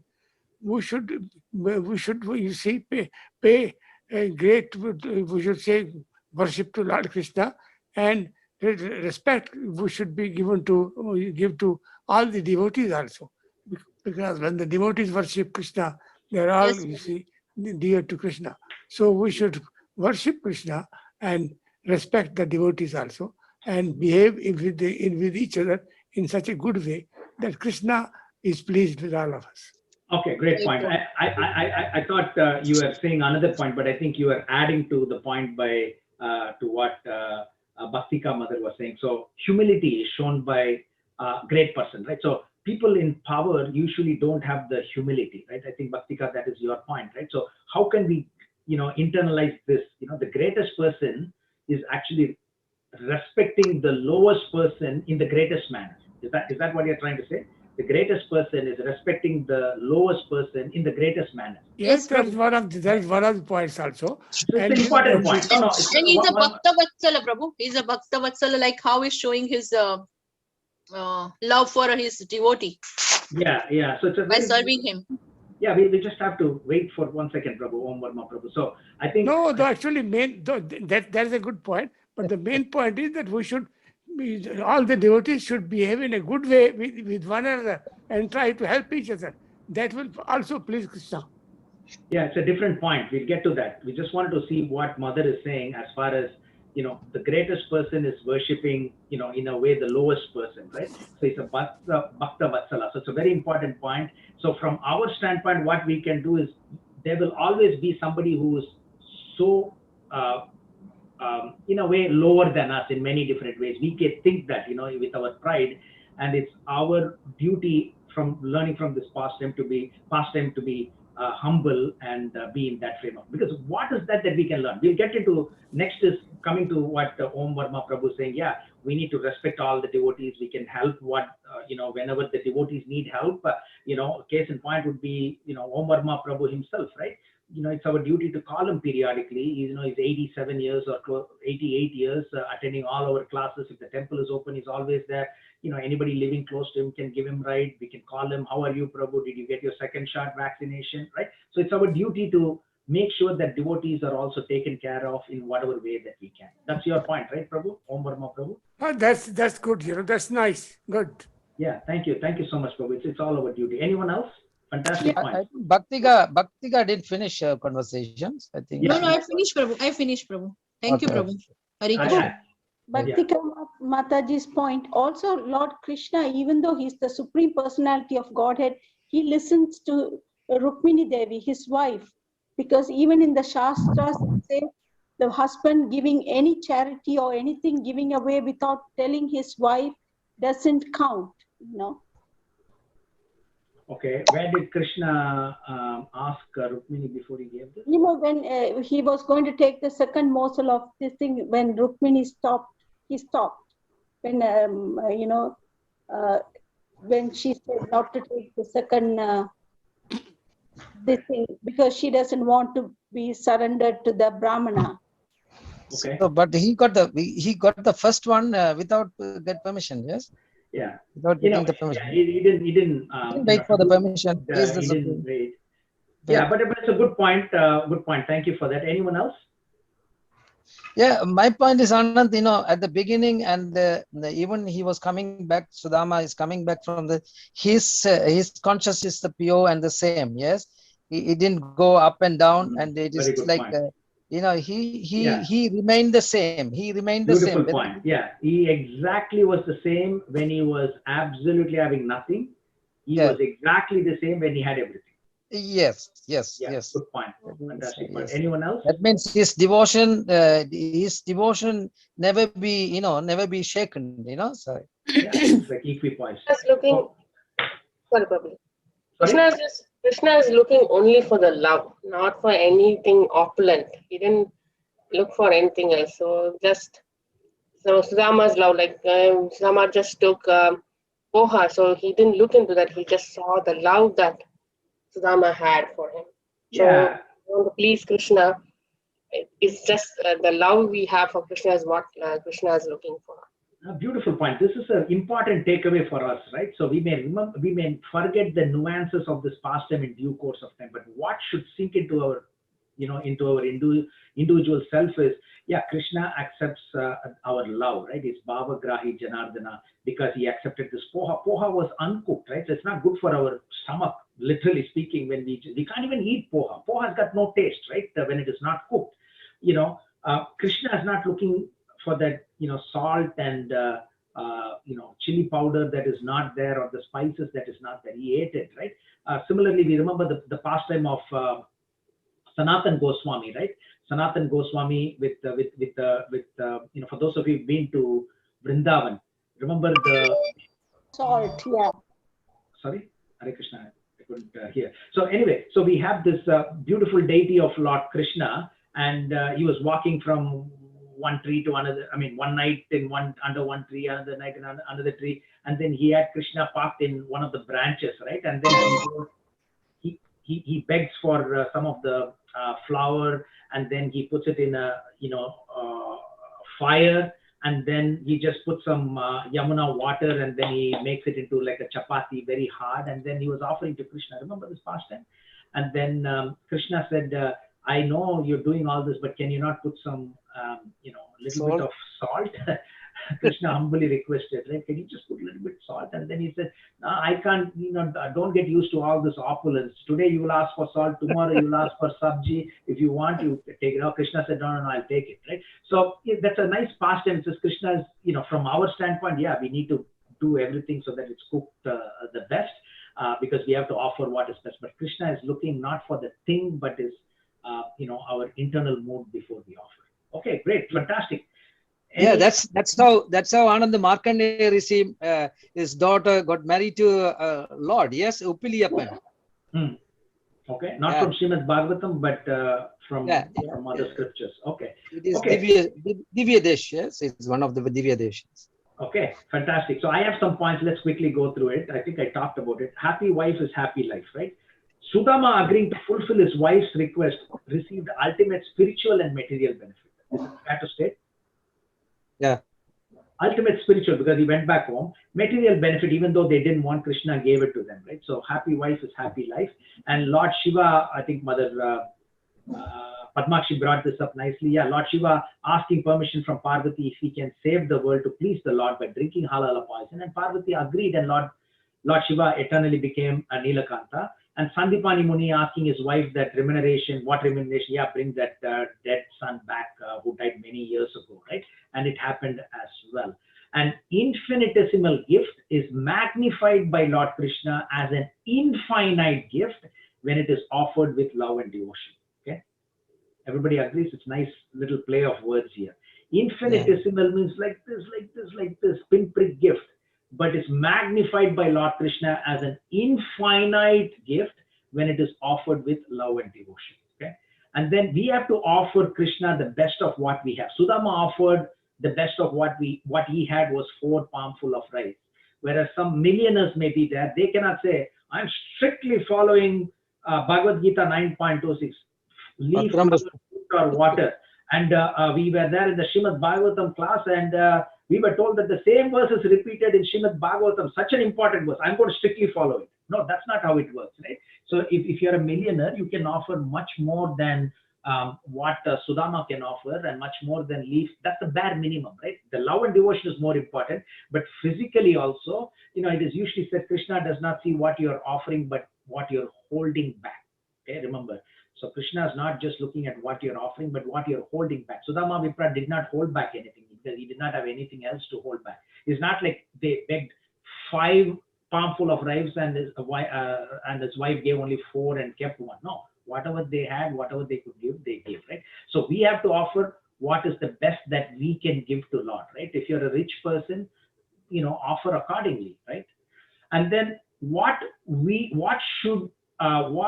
should do what we can, and God will do what we cannot, right? Sudama did his part in taking this journey, starting to take his journey to meet the Lord with a small gift, right? And the Lord reciprocated millions of times over, both spiritually and materially. Everybody agrees? Yeah, he was coming down to welcome him. Receive Yes. him, yeah. And then the way we can learn to welcome and honor unexpected visitors to our home. Lord Krishna's demonstration in welcoming Sudama was a gold standard. We're not practically expected to offer arati to somebody who comes to our house or wash their feet. It might not be practically possible, time and other factors, but it's not like trying to anukara versus anusara, trying to imitate versus trying to follow in the footsteps. At least we give little bit more respect to somebody who's coming to our house than what we gave today. Is that a fair statement? Yeah. So we can welcome and honor unexpected or expected visitors with more love and devotion, because Krishna showed us the gold standard of how to welcome. And it is common for us to discuss events from our school times, even now, right? Mother Padmakshi and all the devotees, wherever you studied, this school, Etraj College, Rosary Metric School, St. Bede's, whatever it is, always common denominators. You always talk something, with your friends. It's all coming from Lord Krishna, right? Srila Prabhupada has explained in that Vipra pastime when Balaram was hitting every ball for sixer, almost you can say, right? When Vipra was throwing big rocks, he was hitting with his club, to pieces, right? So that's how he said the bat and ball game started, right? Like that, Krishna is discussing about the school times. It's common for us to discuss. It's all coming from Lord Krishna. No expectation means no frustration. Okay, so that's very important. When we are not expecting, then we are not going to be disappointed. There is no frustration. Sudama did not expect anything when he went to meet Krishna, because he did not even ask him. So he was not frustrated, but he was pleasantly surprised when he came back, right? So he wanted only Lord's audience. So both the wife and husband had no desire for wealth, but they selflessly wanted to see each other happy. Can somebody explain this line?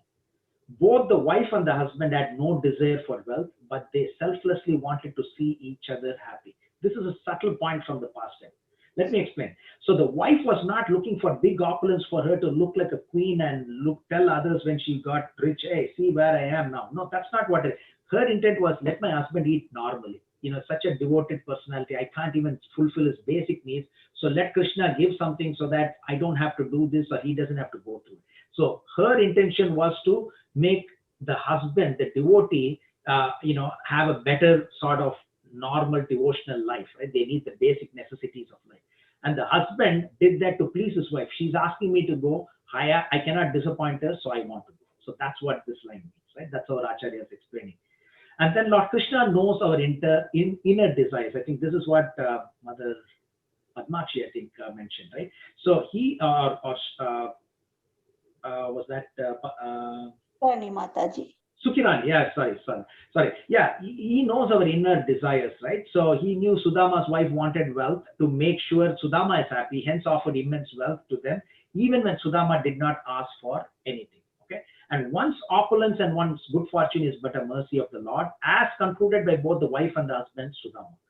We can learn to give charity like Lord Krishna, like rain cloud, quietly without anybody knowing, okay? So keep that in mind, but strictly don't come to a conclusion, as I said, yeah, I'm giving money to this,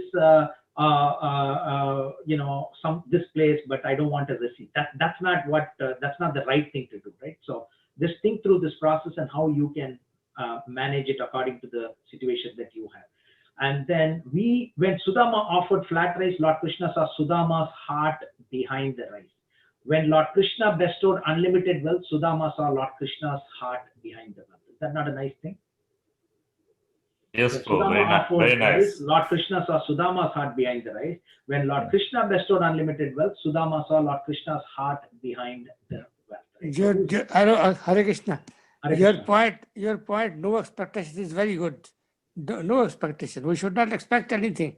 You see, the people, you see the devotees, you see duty to pay great respect to the elevated persons and to worship Lord Krishna. But you see, actually, we should not expect anything from anybody, because expectation that leads to attachment. Yes, very good point. Expectation leads to attachment, and if we don't, and what happens when we are attached? Then when there is a small problem, we are devastated, right? So think of a car, right? Then we have to pray to Krishna, and then you see Krishna always makes arrangement to help. Very good point. Last point is what Devnitai Prabhu mentioned. He's a speed reader because he saw behind what is part of this slide as well, right? Devnitai Prabhu. Sudama remained the same in poverty or in opulence, right? Equipoise, right? Samadarshana, like that, right? Equal in every situation. There are two kinds of detached devotees. We already talked about two types of detached, advanced devotees. One who says, absolutely, I don't want anything, like Jada Bharat, Lord Krishna will not force anything on them. The other one who's indifferent, I don't care if I have, if I don't have it. Then Krishna bestows more, it is said, like Ambarish and Maharaj Prataparutra, because they will use everything that they have in Lord's service, and they don't consider anything belongs to them personally. Okay, and this is important. Lord Krishna bestows wealth or removes wealth to purify a person. Okay, so this is very important. Lord bestowed so much of wealth for Dhruva Maharaj, Prahlad Maharaj, Prachetas, etc. Right? When he's confident that his devotees will not be distracted by the wealth. But when the Lord finds that this opulence is distracting, like the Avanti Brahmana or Bali Maharaj, he will take it away to purify them. Make sense? And then when the Lord sees a devotee is very proud of his attachment, in this case it was not attachment, it's proud of his detachment, then it was Sudama, then he is giving him that so that that pride is also removed out of him. So in this way, whatever Krishna says, does, is purifying the devotees in all respects so that he can take them back home, back to Godhead. Okay. So we'll quickly go through the quiz. Any questions, anything to share for 30 seconds, anybody? Prabhu, I have a question. Does Bhagavatam state why Sudama was in such poverty? Like we've heard folklore stories, but does the Bhagavatam give any evidence why he was in such daridram? Usually, what's his name? One of the priests. Let me think through this. So that has got a listing all the pastimes of everybody in their previous life, why they came, like that, right? It is there. Gargamuni, how can I forget his name? Garga Samhita. Have you read? There's a book about Garga Samhita as well. So it's a Samhita. Okay. So Garga Samhita usually has the past of everybody. You know, who was so and so Putana in the previous life, who was you know, so Kalanemi. Yeah, Kalanemi is also there, not only in Garga Samhita, but we have that description even in Srimad Bhagavatam nicely, but in the Popos, as you rightly said. Yeah. It could have been taken from Garga Samhita and other Puranas as well. So I'm pretty sure that there is a reason why he is totally, you know, impoverished and poverty-stricken. There could be a reason, but it does not state in Srimad Bhagavatam, because Sudama's pastime, this Sudama's pastime only starts from 80th and it ends in 81. And it doesn't say why. And because it's not like he was in pain or suffering from their standpoint. From an external standpoint, we may think, yeah, the veins are all seen. And from his standpoint, he was in bliss, he was in pleasure. It's not that he was struggling in that way, right? Like it's not like Krishna was letting him struggle, and then later on when he gave this avil, he stopped the struggle, right? So it was not that he was in any pain from his standpoint. His wife was also not struggling, but his wife is thinking that, oh, my husband will always continue to struggle because of my incapability of getting him what he's supposed to get every day. Right? I think, bro, Sudama not ordinary man, because Krishna associated with this is a high quality, no daridra, no nothing. He's very, very high elevated soul, right? They want to ask for the pastime for us.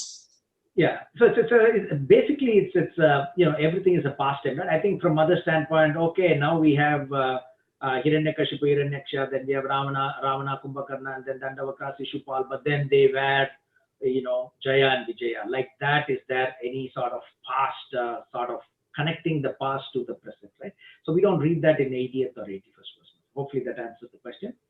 Yes, Prabhu, I have a question. Yeah. I just want to know how many Sudamas are there, and is this Sudama the same Sudama, the cowherd Sudama who's with Krishna? Sridama. You're talking about Sridama? No, Prabhuji. Sudama, who we hear about Tulsi Maharani and Shankashuda. Shankashuda. Sudama becomes Shankashuda, right, and then gets married to Tulsi. That he becomes that Shaligram story, Prabhuji. Yeah, Shaligram story. So can anybody confirm that? I don't know much about it. we know the pastime, but it could be the same person. But we'll stick with what is there in Srimad Bhagavatam as it is. And I don't want to speculate when we are not sure from other Puranas, but we can be sure that pastime is actually not in Srimad Bhagavatam as we know. Yeah, it's not in Srimad Bhagavatam. It's in the Brahma Vaivartanas Upanishad. The austerities of Tulsi Maharani, and it's a little very esoteric and deep story, as we know, right? Shaligram Tulsi Vivaha as well. Okay, so Prabhu, wait. This Sudama this Sudama is only called Sudama Vipra. His name is you asked the other question. How many Sudamas are there, right? In Srimad Bhagavatam, there are two Sudamas. As I mentioned, 39th chapter, Sudama, the garland maker, is totally different. It's not this Sudama. And this is Sudama Vipra, means a Brahmana. So this is his childhood friend where they spent time in Sandipani Muni's ashram. So this is the second Sudama. Okay, so there's no cowherd Sudama. It could be, I know Sridama, it could be a cowherd Sudama, and whether it's the same person, I'm not 100% sure. Sorry. Okay, bro. Thank you. One more question. Go ahead. No, you mentioned about two Sudamas, or how many Sudamas. So in this note, I know it's not a question that you asked, but it'll be nice to state this. There are three Bharats, right? I think we touched this in one of the classes. Three Bharats are there in our scriptures, not just in Srimad Bhagavatam. Of course, one we know is one Bharat is Rishabdev's son, eldest son, right? One of the eldest son of the 100 sons of Lord Rishabdev, Bharat, and then he became Deer and then Jada Bharat. That's one. And then the other one is Vishwamitra's grandson, Vishwamitra's grandson Bharat, who did several Aswamedha Yajnas in Yamuna and in Ganga as well, right? So that's the second Bharat. And of course, the third Bharat is Rama's Bharatam. Rama. Ramchandra. Yeah. Hare Krishna, sorry. Yeah, so those are the three Bharats. Now that you asked about two Sudamas, two Sudamas that we know from Srimad Bhagavatam, and one may be the same Bharat, Sudama you're talking about in the childhood pastimes, but there are three Bharats in the scriptures as well. Okay, any other question? Sudama visiting Lord Krishna is in the following chapters of the 10th canto. Anybody? See chapter 80-81. Very good. Chapter 80-81. The thought of visiting Krishna came to Sudama in a dream, where Krishna was calling him, okay? Or when he was begging for his food, when his chaste wife asked him to visit Krishna and get some help to improve their living situation, or by the mercy of Narada Muni. When his chaste wife. C. Answer C. Yes, very good. So then Sudama finally agreed to go see Krishna because he too felt that a rich friend should be of some use to him. He was terrified by his wife. And then to see Lord Krishna is indeed the greatest achievement in life. and he wanted to become rich. See, What is the option? See. See, we don't know whether B is true or not, right? We don't know if it is B. Yeah, we don't know. It doesn't say in Srimad Bhagavatam whether B is also true or not. So definitely C is true. Okay, to see Lord Krishna is indeed the greatest achievement of life. Okay, I said I'll tell a joke, but we are late. But let's see. We have to balance off. Maybe is that okay? We have a joke. We all need to be a little happy. Is that okay? Nothing against anybody. You can change it to how husband or wife. Okay. So there was a Frank. He was a farmer, right? And he had a little nagging wife. You've heard this story? It's not a past tense, it's a story. Okay. As I said, it's not against mother or against husband. You can swap it. But anyway, Frank is here. He's the farmer. He had a nagging wife. It is said, right? Apparently she made his life a little miserable, and then the only real peace is when he went to the field and he was plowing the field, right? So one day his wife comes there with some food, and he was very happy that his wife came with the food. She gives him food and then starts nagging him again, berating him with all the constant stream of complaining, etc., right? Suddenly what happened is the donkey of Frank came and with the hind leg kicked the wife, and unfortunately the wife's head got hit, and sadly she died in a few days' time. Okay, everybody follows the story so far? Yes, Prabhu. So the wife died. Very sad story, right? The wife, but I said it's a joke, so where is the joke starting? Okay, so she died, and then at the funeral, the priest noticed that when the women offered sympathy to Frank, Frank will always nod his head like this, and when all the men came and talked to him one at a time, he used to say like this, right? So this priest was wondering, what is this? Every lady talked to him, he said like this. Every man talked to him, he said like this. Then after all the mourners left, the priest approached Frank and asked, why did you nod your head up and down when the women spoke? And why did you nod your head like this, sideways to sideways when women spoke? So he said, well, the women came to me, each one of them came and said how nice my wife looked and how her dress was so nice and pretty and expensive shoes and expensive, she always wore expensive watches, nice color matching with the dress. He said, yes, yes, yes. So I agreed, nodding my head up and down. But all the men asked only one thing, is the donkey for sale? So I said, no. That's Prabhu. That's good. So mean. So that's why I said you can swap it with men or women. So many men are in frustration, no? Everybody wants a donkey for sale because it's good in cooking. Okay, so no, let's. It's of no use. It's of no use to him anymore, right? How do you know that he's not going to get remarried? His job is. How do you know that he's not going to get remarried, right? You always want the donkey to help him anyway. So it's just a joke. Okay. So fourth, as a gift, Sudama carried dash to Krishna. Very obvious, but of flat rice, easy. I think yeah. so. So I mean, if he had silken garments and everything else, he would have taken. But yeah, 4 handful of flat rice. Sudama Brahmana at Dwarka entered the palace of who? Satyabhama, Rukmini, Jambavati, Kalindi. Rukmini. Okay. So, okay. On seeing Sudama, Lord Krishna remained seated and laughed at him, hurried to embrace him, turned his face away as he did not want to see a beggar, chased him away. Hurried to embrace. See, some of these examples that I hope I'm not committing an offense by even putting that, right? Because it's not even part of that, right? Remained seated and laughed at him or turned his face away as he did not want to see a beggar. So I apologize. But he has no desires, so otherwise he would have chased him away, yes? No, for me to put this as an option, right? So I'm sorry for that. But okay. So 7, on seeing the gift brought by Sudama, Lord Krishna said, these grains give me extreme pleasure. These grains will certainly satisfy me. Grains means poha, right?